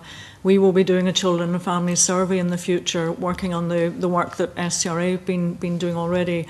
So we will be looking to get those kind of views and feedback from the service users, the customers, if you like, about panel member practice, and feed that back into panel member training. I think the second thing is about cases coming back for review. And I suppose if I think back to my own experience as a panel member, which was a good number of years ago, there were some cases where we were quite taken aback by the length of time it took for the case to come back to a hearing when circumstances had changed. So if there's something about making sure that panel members know and can say we want the case to come back within a certain time scale, or this is what we expect, and understanding what will happen in supervision, that would be helpful. The third aspect really links to the feedback loop, and that is just to say that in terms of putting in place this mechanism for how compulsory supervision orders are being implemented, the first thing that I've been doing is work with ADSW, the president of ADSW and the head of the Children and Families Standing Committee, to really get agreement between ourselves, or myself and ADSW, about what exactly do we mean by implementation of a compulsory supervision order. We've got a draft form of words that we will be working on that both organisations can sign up to as the basis for going forward. And I think what that means is that social work should expect that panels will produce sound, evidenced reasons for a decision. Those reasons should form the basis of the care plan and the work that will then go on with the young person. And we will sort out what we mean by giving effect within certain timescales. So I think there's opportunities through work that's already started to really nail down these processes going forward and have much more of a dialogue between the panel community, SCRA and social work, recognising that we're actually working to the same ends, but we have very, very different functions within the overall system. You began, began that comment there by talking about the robustness or the requirement for the robustness of chairs. How robust are panel members, chairs in particular, in challenging the statements by both parents and professionals in a hearing? Now, the reason I ask that is an ex-panel member reported to me an incident of a social worker saying, that Mrs. X is, yes, she's been very good and has not had a drink in the last month, and etc., making real improvements in her problem with addiction, and the mother saying exactly the same story. And at the end of the hearing, the chair said, "You must have been extremely anxious coming here today. It's a very anxiety-ridden, event coming before a panel. Were you not tempted to have a wee drink?" And the mother said, "Oh, yeah, I had a drink before I came here this morning." And then, in a couple of other questions, her behaviour had not changed one iota. She then expressed all of the drinking that had taken place over the last month, which was completely in contradiction with what she'd just said and what the social worker had just said. I just wonder how if you like, realistic it is to expect chairs and panel members to do that kind of cross-questioning and robust questioning of parents and professionals. I would expect them to do it, but do you? Yes, clearly. As an authority chair in one of the biggest authorities, then that is my expectation of panel members, that they will ask the questions. I can't honestly say that either in my authority or across Scotland that it happens all the time. And again, it's about the consistency of training. And it does lead back a wee bit to the fact that everything that we've been saying today is that the hearing system and panel members make pretty good decisions. It's the reasons that we back them up with, and that's all part of this, not being scared to ask the questions, so that in your reasons you can say that although so-and-so said this was the case, clearly during the discussion it came out that mum was still topping up her drugs or whatever it happens to be. It won't be perfect. I think to pick up on Hugh's point, I would have expected panel members to ask those questions, but not everyone is confident in doing so. There is a training issue there. I think any panel member who doesn't ask the questions that they know they need to ask is doing a real disservice to that young person and their family, because it might be easier to skirt around the issues, but part of the training certainly I had about engaging was not being nice to people. It was about you need to ask that question and do it in a way that doesn't destroy people on the other end of the table. It's difficult, but I would say it's a real skill that panel members actually learn and that they have, and that can translate into their working life and other aspects of working activities that they have. So I do think there is a training issue. I think in the future we can train panel members in the law and procedure, but there needs to be a wider context about how they conduct that hearing. And I think we will have opportunities to get more feedback from children, young people, about how they felt their hearing was, and was it actually their hearing. Part of that will be about the panel chair being strong, being robust, where necessary standing up to lawyers and professionals. For instance, a lawyer might say, the child didn't witness that particular incident of domestic abuse, But a panel member's point of view is very much, well, that child, young person grows up in that house where domestic abuse takes place. So there's a different way of coming at things, and we need to understand that. But panel members do need to keep focused on what their role is, and ultimately that they're there to get a better outcome for that child and young person. So hopefully in the future we can build that into our training, and make sure that we are giving that message to panel members, and we're giving them those skills to ask the questions where they might not feel they have the confidence to do so. Is that what's happening, Barbara? I would say that actually is what is happening currently with panel members. I think the biggest problem for panel members is that panel members are trained and equipped to go out and do the job. They then go into the hearing situation, which is an additional learning experience. I've been a trainer since 1996, and in all of that time I have had 2 issues of a panel member needing training in something. Now, I train panel members, I was a panel member, but I do not believe that in that length of time only 2 panel members have needed additional training. So I think that that's the one hope I have, that the AST, having to meet national standards, having to be accountable for the state that their hearing is in other words, looking at how many appeals have there been, is that a deficiency in panel member decision making? No one actually looks at that.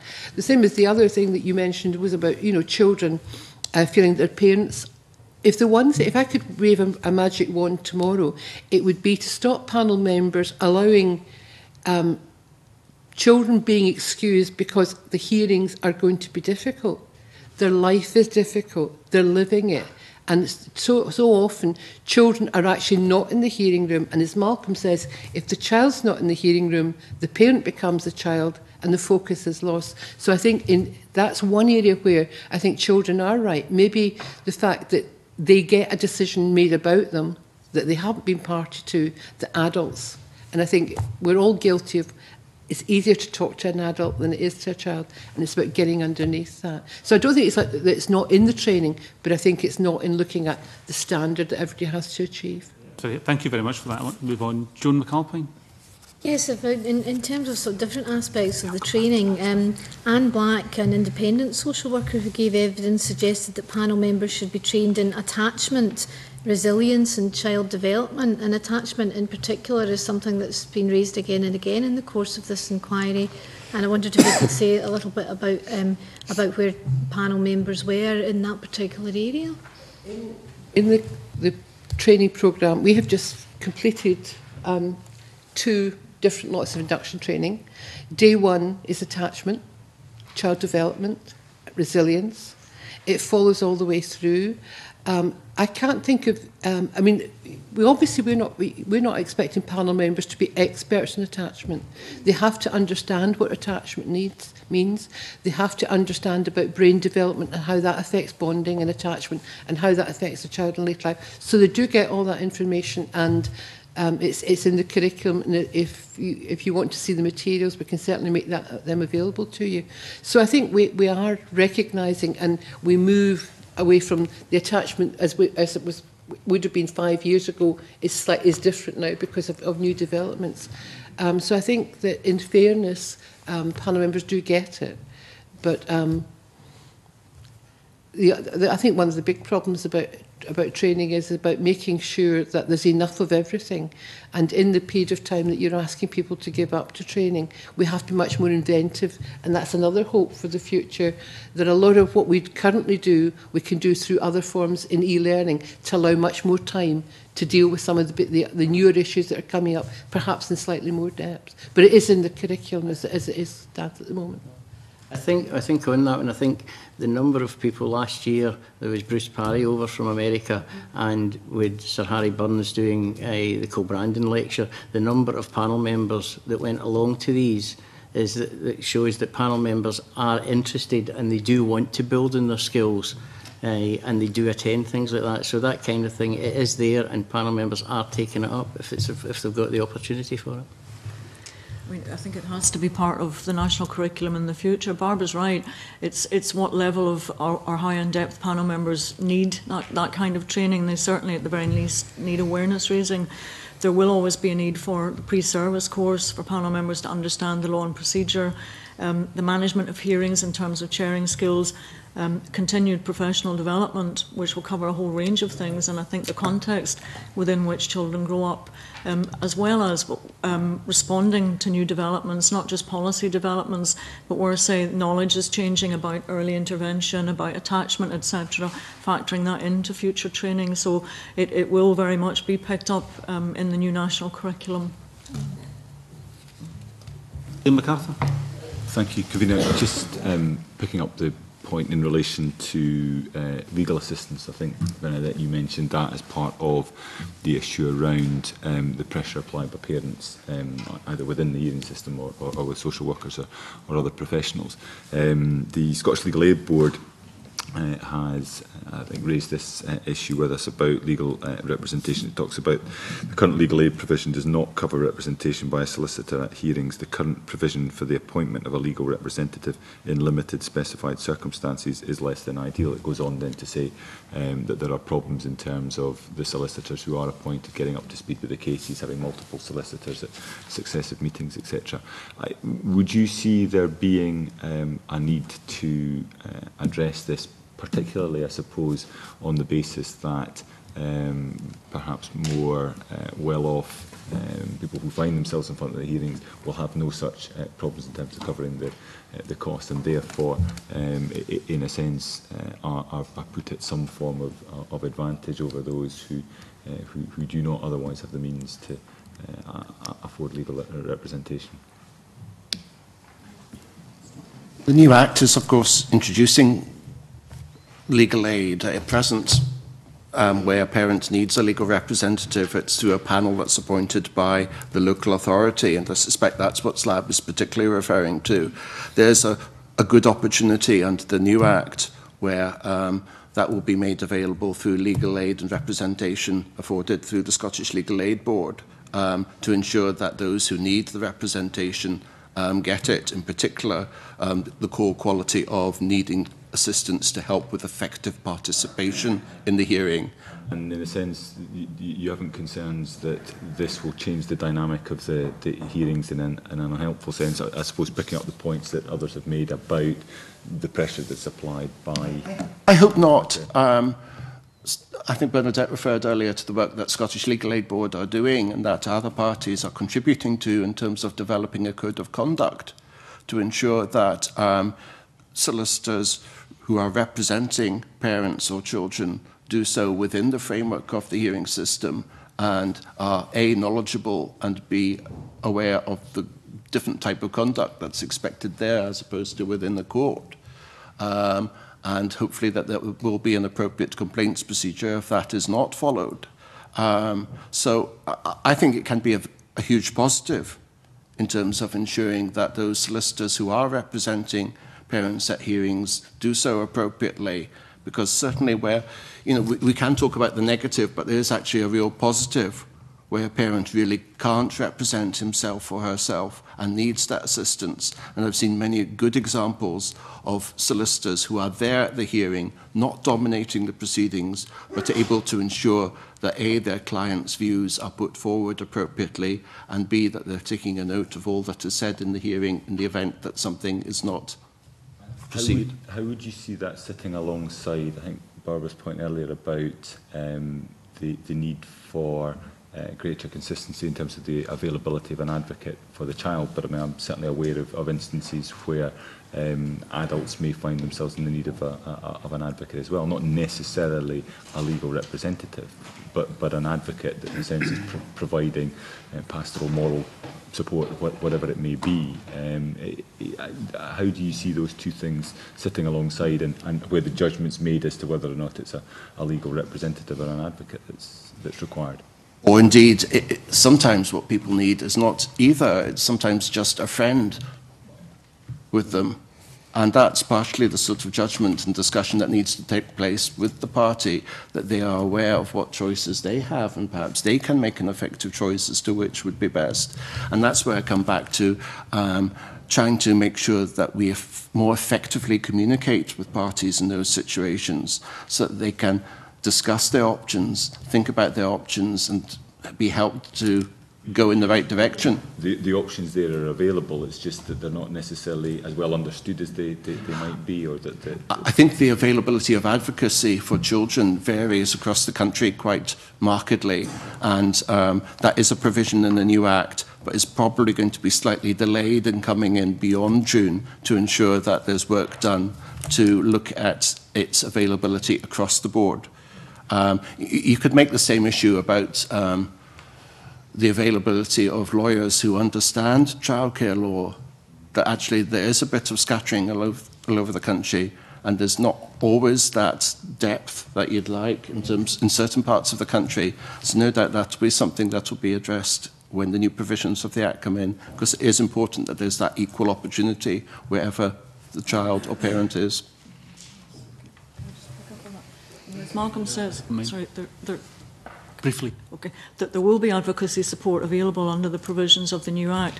We have to accept lawyers have a job to do in a hearing, and that's different from the chair or the panel members. We've got to respect that, and we've got to work together. And there has been a real opportunity for myself and SCRA to be involved in shaping the code of practice, the code of conduct, which is being finalised before the register opens for solicitors who want to come forward and offer that service in hearings. So there is an opportunity when we've worked quite closely with SLAB around this, and they have based a lot of that code of conduct on our national standards, which I think is really encouraging. And there is a further opportunity to be involved in some sort of awareness raising or training for solicitors around the ethos of the hearing system. So I think there's been good, productive dialogue so far on that issue. Very briefly. Yes. Can I just say that I was heartened. I was at a conference yesterday with the Legal Services Agency in Glasgow, and it was solicitors looking at how they have to adapt to the hearing system. So I was actually very heartened that they're actually a step ahead of anticipating what the Code of Conduct will mean for them. Colin Beattie. Thank you, Vera. We've heard today about the concerns about the impact of legal representation at panels, and we've heard previous evidence in the past about this. Now, that's obviously quite a serious thing if it looks as if it's affecting the outcome for the child, or if it seems to be a consideration that's intimidating members of the panel. Now, that's a real serious issue going forward. How do we actually deal with that? I mean, you're talking about training of panel members. Is that enough? You're talking about maybe advocates for children. The ones that I've met have been very variable in quality and effectiveness because there is no standard for them. There is no.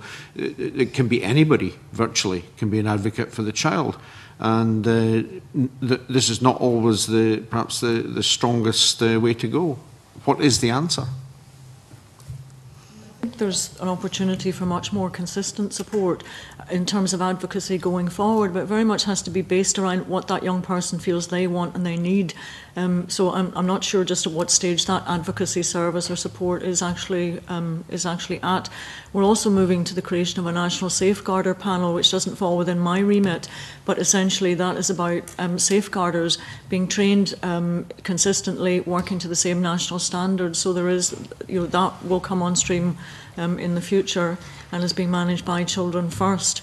I think at the end of the day it will come down to panel members continually understanding what their role actually is within the hearing and what they're there to do and staying focused on that. So it will be part of training, it will be part of local area training and constantly reinforcing that message that what their job is about, and that actually the most important person within that room, regardless of if there's a cast of thousands in terms of professionals, is that young person. And I think we've just got to really keep reinforcing that message, but training is going to be critical.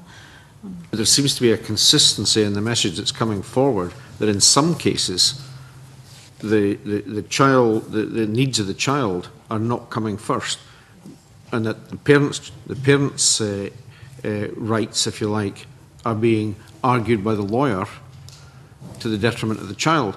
How do you balance that? I mean, again, we're talking about training of the panel. That could take a very long time. And how confident will they be dealing with a lawyer who's much more accustomed to sort of an adversarial situation and can and much more skilled in arguing the points? You know, the panel members are basically ordinary people. They're not skilled in that sort of debate. I think the whole point is it is a tribunal. There are 3 people. We will never, I don't think, get the 3 people maybe strong enough to deal with everything. But as long as one person on that hearing, and we've already had examples of it, where someone in the hearing, not necessarily the chair, has said, look, we've got all these people here, would you solicitors please remember today that we're here to make a decision in the best interest of this child.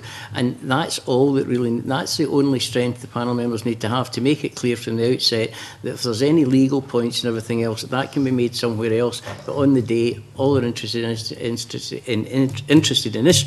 listening to, is what the lawyer's client feels or views, not points of law, and that we'll make a decision in the best interest of the child. And if we keep that in the focus of our mind, then I don't think the training will help that, but I don't think that'll ever go, because we do have great examples of panel members doing that just now. One of the provisions in the new Act, which the new Act reinforces, but which is already in, is that the hearing can speak to the child on their own, without the presence of the parents, without the presence of the legal representatives. And that affords an opportunity, if that child is well equipped and feels confident in being able to share his or her views, so that the hearing has that spotlight continually on what the child's views are and what the child's interests are. I want to move on to timescales. We've touched on it as we've gone through, but specifically I know we've got some questions on that issue, beginning with Liz Smith. Thank you, Convener. We've obviously had it put to us sometimes in the visits, but also within the written evidence. I think it was Angus Council and South Ayrshire Council specifically, their argument that too many of the court system processes and the hearing processes are creating a significant delay.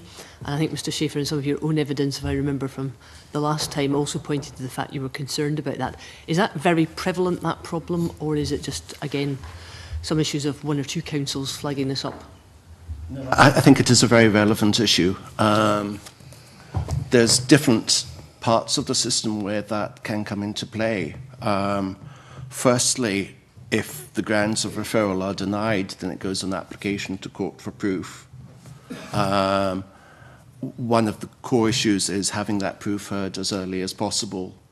And sometimes when it is contested, it drags on and on and on, and we have proofs that last over a year. Which, in terms of the life of the child, in terms of the protection issues of a child, is a very long time. So we are in dialogue with the Scottish Court Service to look at that issue and to look at how we can improve practice.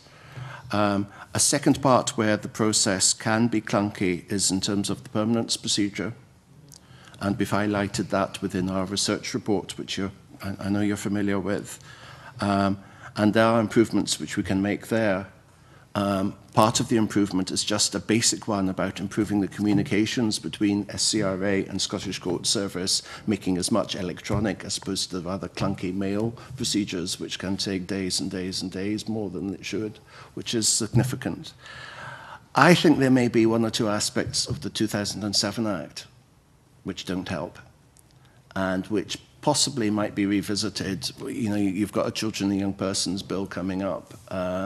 That might be an opportunity to look at 1 or 2 aspects of how the 2007 Act works, and whether there's aspects of those which are legal process that don't actually add value and just add time. Can I ask, does that refer to some of the more recent legislation on adoption processes? Yes. It does? Yes, it does. So was it the Care, I'm not sure if it was the Care Commissioner or the Care Inspectorate asked about this? They've got a valid concern there when they raised that, have they? Absolutely. Thank you. Bill Bibby. I was just going to ask a question about the Care Inspectorate. Just they have raised the concern about the recent legislation, and they're obviously uncertain as to how that will impact on decision-making processes. It was just to see if you had any further comments on that. Yeah, I think just to reinforce what I've said to you already, that I think it is worth looking at. I'm not sure how much factual evidence we've got on it, so I am slightly going into the impressionistic bit, but there are aspects of that process. To give an example, and this is only my own view, I'm not sure what added value the advice hearing adds, other than adding several months of time. At the moment, the hearing have to give advice before the permanency proceedings are launched. I've never been convinced as to how much added value that is, and it seems to delay the launching of the proceedings, often by a significant period of time. So that's one petty example where, from my own personal view, I think we could look at improvements. I think I could add to that panel members, is the greatest frustration for panel members, where they're seeing a child that's been in care from practically the minute they were born, and they're getting to 5 or 6 and it's still not through, and they're sitting at advice hearings thinking, why am I doing this? It's clear what this child needs. So there is frustration, there's no doubt. Thank you. I wanted to ask you some questions that on accessibility issues, which primarily arose from organisation People First Scotland, particularly to do with parents with learning disabilities. Those parents reported that, in their view, routinely, they have attended children's hearings and were frankly unable to understand what was going on in the process. There was a lack of support, or support came in far too late in the process for it to make any difference, or material wasn't available in a format that they could easily access and understand. Do you have any comments to respond to those concerns expressed by People First and the parents group that was made? Refer to the comments I made earlier, that we have a participation group up and running because we actually believe, yes, we could do a lot better. Full stop. We have been in touch with the Scottish Consortium, and we're more than willing to consult with other groups like People First, in improving the style of our communications, making it more accessible, making it more understandable, listening to people, getting better feedback, and ensuring that people are properly represented. So I think the concerns that they voiced there are ones that we would want to take forward and accept, and hopefully we're working on now. And I would say from a panel member's perspective that since the change, where the majority of panel members now, if they've got any parents that come in and the reporter hasn't already allowed for a legal rep to be there to represent their views, if there's a lack of understanding, panel members are much more aware of it than they were a couple of years ago, and won't go ahead if they feel the parent has got any lack of understanding. They'll just get the hearing continued or wait until a legal rep can be found, which is fine in the city centre, but not very good if you're in the islands or somewhere like that. It could be much more difficult. And it could be, but I mean, the representations we've had from People First Scotland and the consortium are obviously very, very recent. And they expressed those very concerns that due to a lack of understanding on the part of panel members, effectively, in their view, there was a disproportionately high number of their children being removed than would be the case if there was a higher level of understanding about the parent situation amongst panel members. Is that, something that you recognise, accept, and is it something that's really effectively a training need that has to be addressed? As with Malcolm, I've also been in touch with the consortium, and I'm aware of those issues. Going forward, in terms of building a national curriculum and ongoing training for panel members, we need to work with stakeholders such as the consortium and others to get that kind of feedback, to make sure that it's actually incorporated into panel member training in the most appropriate and effective way possible, and that we take that on board, because ultimately, if the aim is to make sure that panel members across Scotland can consistently give the highest quality of service to a young person, a family in a hearing, then we need to be open to listening to feedback about the different groups of people who come to hearings and how we're actually perhaps not meeting their needs as best that we actually can. So, those discussions are at a very early stage, but I imagine going forward, I'll be doing a lot more work with the consortium, with other agencies, to listen to their feedback and to try and embed that into feedback to the area conveners, the area support teams, and panel member training nationally, but also at the local level. Thanks. During the time that we've been looking into this. The young people we spoke to in particular expressed the view about they felt as though when they went to the panel that something was happening to them because of their conduct, behaviour or whatever, usually as a result of other behaviours by parents or adults. This kind of maybe a bigger picture question, but I just wonder whether we need to move to systems of family hearings rather than children's hearings, because at the moment, as you people have said, that the focus has to be on the child then having to do something or something happening to the child, and there is no outside the formal criminal justice system. I can't see anywhere where something has to happen to the parents that is enforceable without it going through court. I hope I've explained that. No, I think Malcolm touched on it earlier, and I don't think you'll find a panel member across Scotland that hasn't at some time walked out of a hearing wishing that they could have put conditions on the parents. Sometimes you can work around it in some ways, but sometimes you just can't. And I think somehow being able to put condition in parents would help. I mean, there was a young boy recently who started off the hearing very quietly, but then ended up talking quite loudly. His mum, making it clear to his mum that if someone put drugs in front of her, it was up to her whether she actually took them. And he was happy to have contact with his mum, but he wanted us to make up some kind of condition that his mum attended at least an initial assessment with addiction services before he would entertain seeing her. The panel on the day did manage to find a way around it, but it is difficult. Some form of being able to put condition, not necessarily even family hearing, because at the end of the day, although it's a child's hearing, the family does come into it, and panel members, contrary to what some of them maybe think, the panel members do listen to what the parents are saying, but being able to put a condition on a parent would make a heck of a lot of a difference to some of the outcomes. It is worth remembering that the Antisocial Behaviour Act did introduce parenting orders. There's never been one used in the entire of Scotland since the legislation came in. I would say there's been an improvement in terms of the services that is offered in terms of developing parenting skills, but not a single order, and I couldn't explain why that is. So it's an interesting area. I'm not sure I know what the answer is at the moment, other than what is available is not being used. Yeah. I think just to go back to the antisocial behaviour legislation, there's an issue for me about whether you see the fact that parental orders have not been used as a measure of success or failure. It might well mean that we're able to sort out parents' needs and support for them through much more informal processes, and I think that's something I suppose to bear in mind. I suppose there's different aspects. One is the ability of the panel in the future to speak to the young person on their own and really get a sense of what that young person feels and what they actually want. I think the object of the hearing is about outcomes for the young person, and yes, the family are there, but the focus has to be on that young person, really making sure that their views are heard.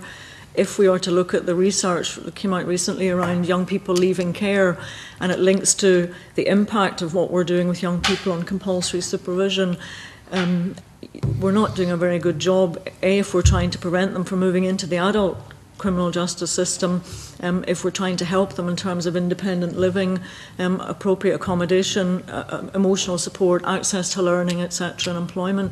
There's a whole, I think panel members need to be aware of all that work as well, to understand that once they make a decision, there's a bigger context there, and it is about that young person and their family and their community, but also about them moving beyond that panel and hearing and the system eventually. So, see, I think you've hit the problem, because the best result for some young people will be something not that happens to them, but is to amend the behaviour of the adult and the people round about them. So I think you absolutely hit on the problem. And I've completely forgot the other point I was going to say. If it comes back to me before the end, I will raise it. I think one of the problems is, before families come to hearings, being aware of what hearings can do to help.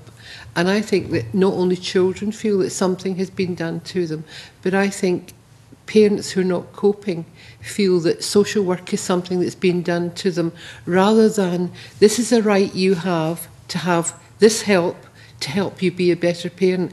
And if we could just change that kind of context, that social work involvement is not negative, it can be a very positive experience, and it's something you have a right to. And if children, these are the things we think you need, and you have the right to demand that of your social worker, and if you're not getting it, come back. Tell us you're not getting it. So I think it's about tipping the scale about what social work is about. I can imagine that the local authorities and housing providers, the reason that they will say that we won't use antisocial behaviour legislation is that they will see, for example, substance addiction as being a health issue and not a criminal justice or not a housing issue or whatever. And they, having been through this before, a whole number of different categories can be explained in that way as to why they'll not apply antisocial behaviour legislation. Claire Adamson. Thank you, Convener. It's in relation to the comment that's been made twice now about being able to speak to young people in private. And when we visited the care leavers at Who Cares, some of the comments that were given was that the young people, when faced with a panel situation where they might be seeing a parent or a carer for the first time in a considerable amount of time, being very intimidated about actually saying anything in front of them because of the long-term emotional damage that might do to the long-term relationship, fear from what might happen in certain circumstances. And I wonder if there's an opportunity for young people to make the request that what they have to say be heard in private. Yes. Well, the new Act introduces a provision, because at the moment, anything that's said in private has to be repeated to the parents, and anything they write has to be given to the parents. And one of the evidence that was produced in the course of the bill from young people was saying that intimidated them from saying anything or writing anything. So Section 178 of the new Act does introduce a provision that allows a children's hearing to keep private what a child has said to them in private, if it is likely to cause significant harm to the child if it is revealed. It's a provision that I think, in theory, we want to support. It's going to be challenging implementing it in practice because there will be arguments that a parent has a right to hear what's been said, particularly if it impacts on the decision of the hearing. So we need to look at how we make that provision work, but at least that provision is there to cover that type of situation.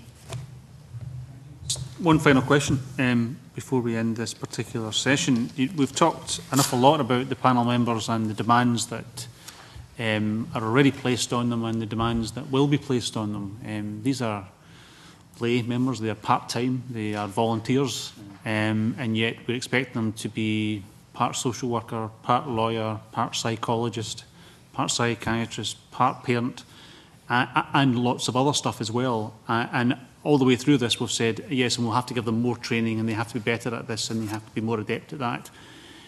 Are we being reasonable in our expectations of what panel members can do given the voluntary nature of the system? And I think as a serving panel member, and the expectation since I joined the system some time ago now was that you attended whatever mandatory training came along, and we've done various things with court training or area meetings to deal with the local aspects of it.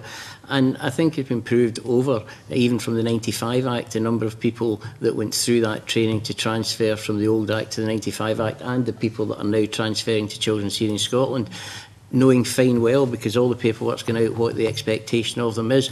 And for some reason in Scotland over 40 years we've found 3,000 people that have been willing to do that year on year and take that training.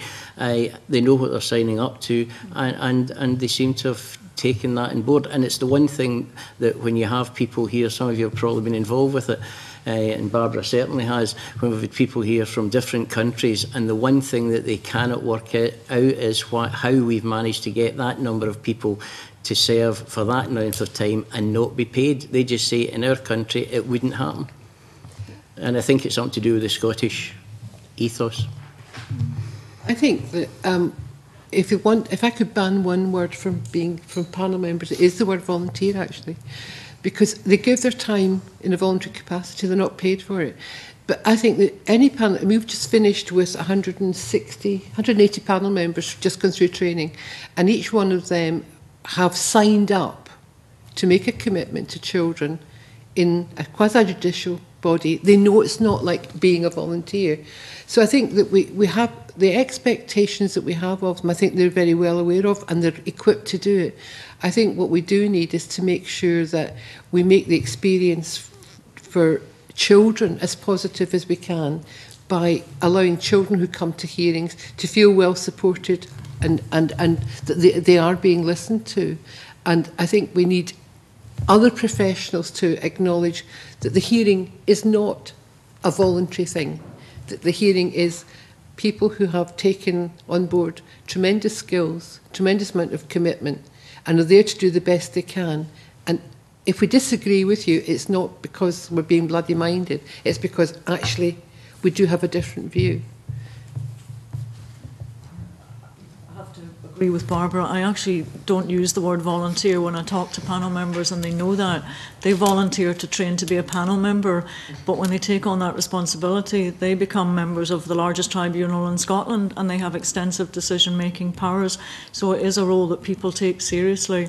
That said, we sent out a letter jointly from the Minister for Children and Young People, Aileen Campbell, and myself, inviting panel members to transfer from the 32 local authority panels to the National Children's Panel. So it went out to approximately 2,400 serving panel members, excluding the trainees who are about to get the same letter. We had a 96% response rate, and of that, 95% positive response rate, return rate, and of that 96% of people said yes, they would transfer. So we've got about 103 panel members still to chase up to see if they're coming across. But where people decided not to transfer, it really was because they felt it was a natural cut-off point. There were family reasons. It's getting much more difficult for people to get time off work.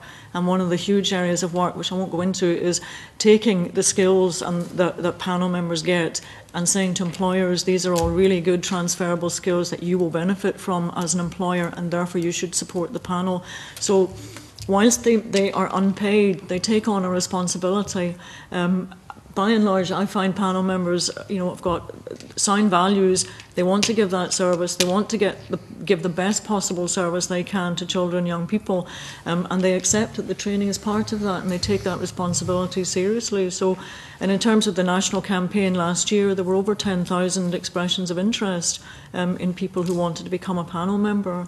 So I think we've done very well in convincing panel members that they will still have their local identity, they will still serve the children, young people and families in their community, but through a national panel we've got the opportunity to make the service high quality and much more consistent. We've also got the opportunity to raise the profile and promote a greater understanding amongst the public of what panel members actually do, the skills they have, the commitment they give, and not least amongst employers, and perhaps in the future think about some sort of kite mark award for employers who will support the panel. But at the moment we don't know who are the employers and how many panel members are employed, for instance, and that's a whole other piece of work that we have to do. But we had a positive response rate. We were never anticipating mass resignations, and there never has been in the 40-odd year history of the children's hearing system.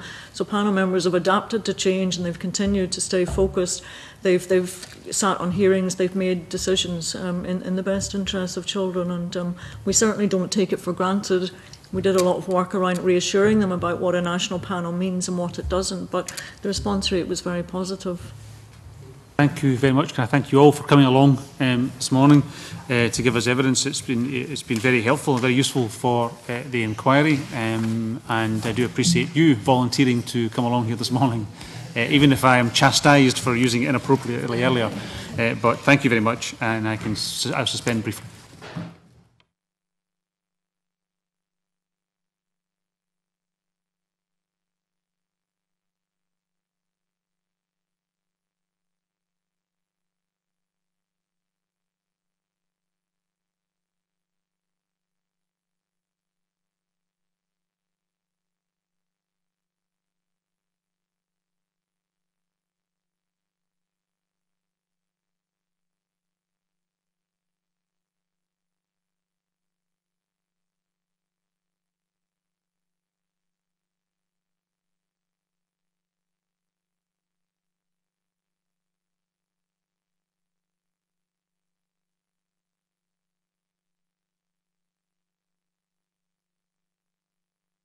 The next item is consideration of 4 negative statutory instruments. No motion to annul has been lodged in respect of any of the instruments, and the Subordinate Legislation Committee determined that it did not need to draw the attention of the Parliament to any of the instruments. Can I ask members if they have any comments to make on any one of these 4 instruments? Well, if there are no comments, can I then put the question, does the committee agree to make no recommendation to the Parliament on SSI 2012-334? Agreed. 335, 336 and 337. Thank you very much. As the committee has agreed to hold the next item in private, I now close the meeting to the public.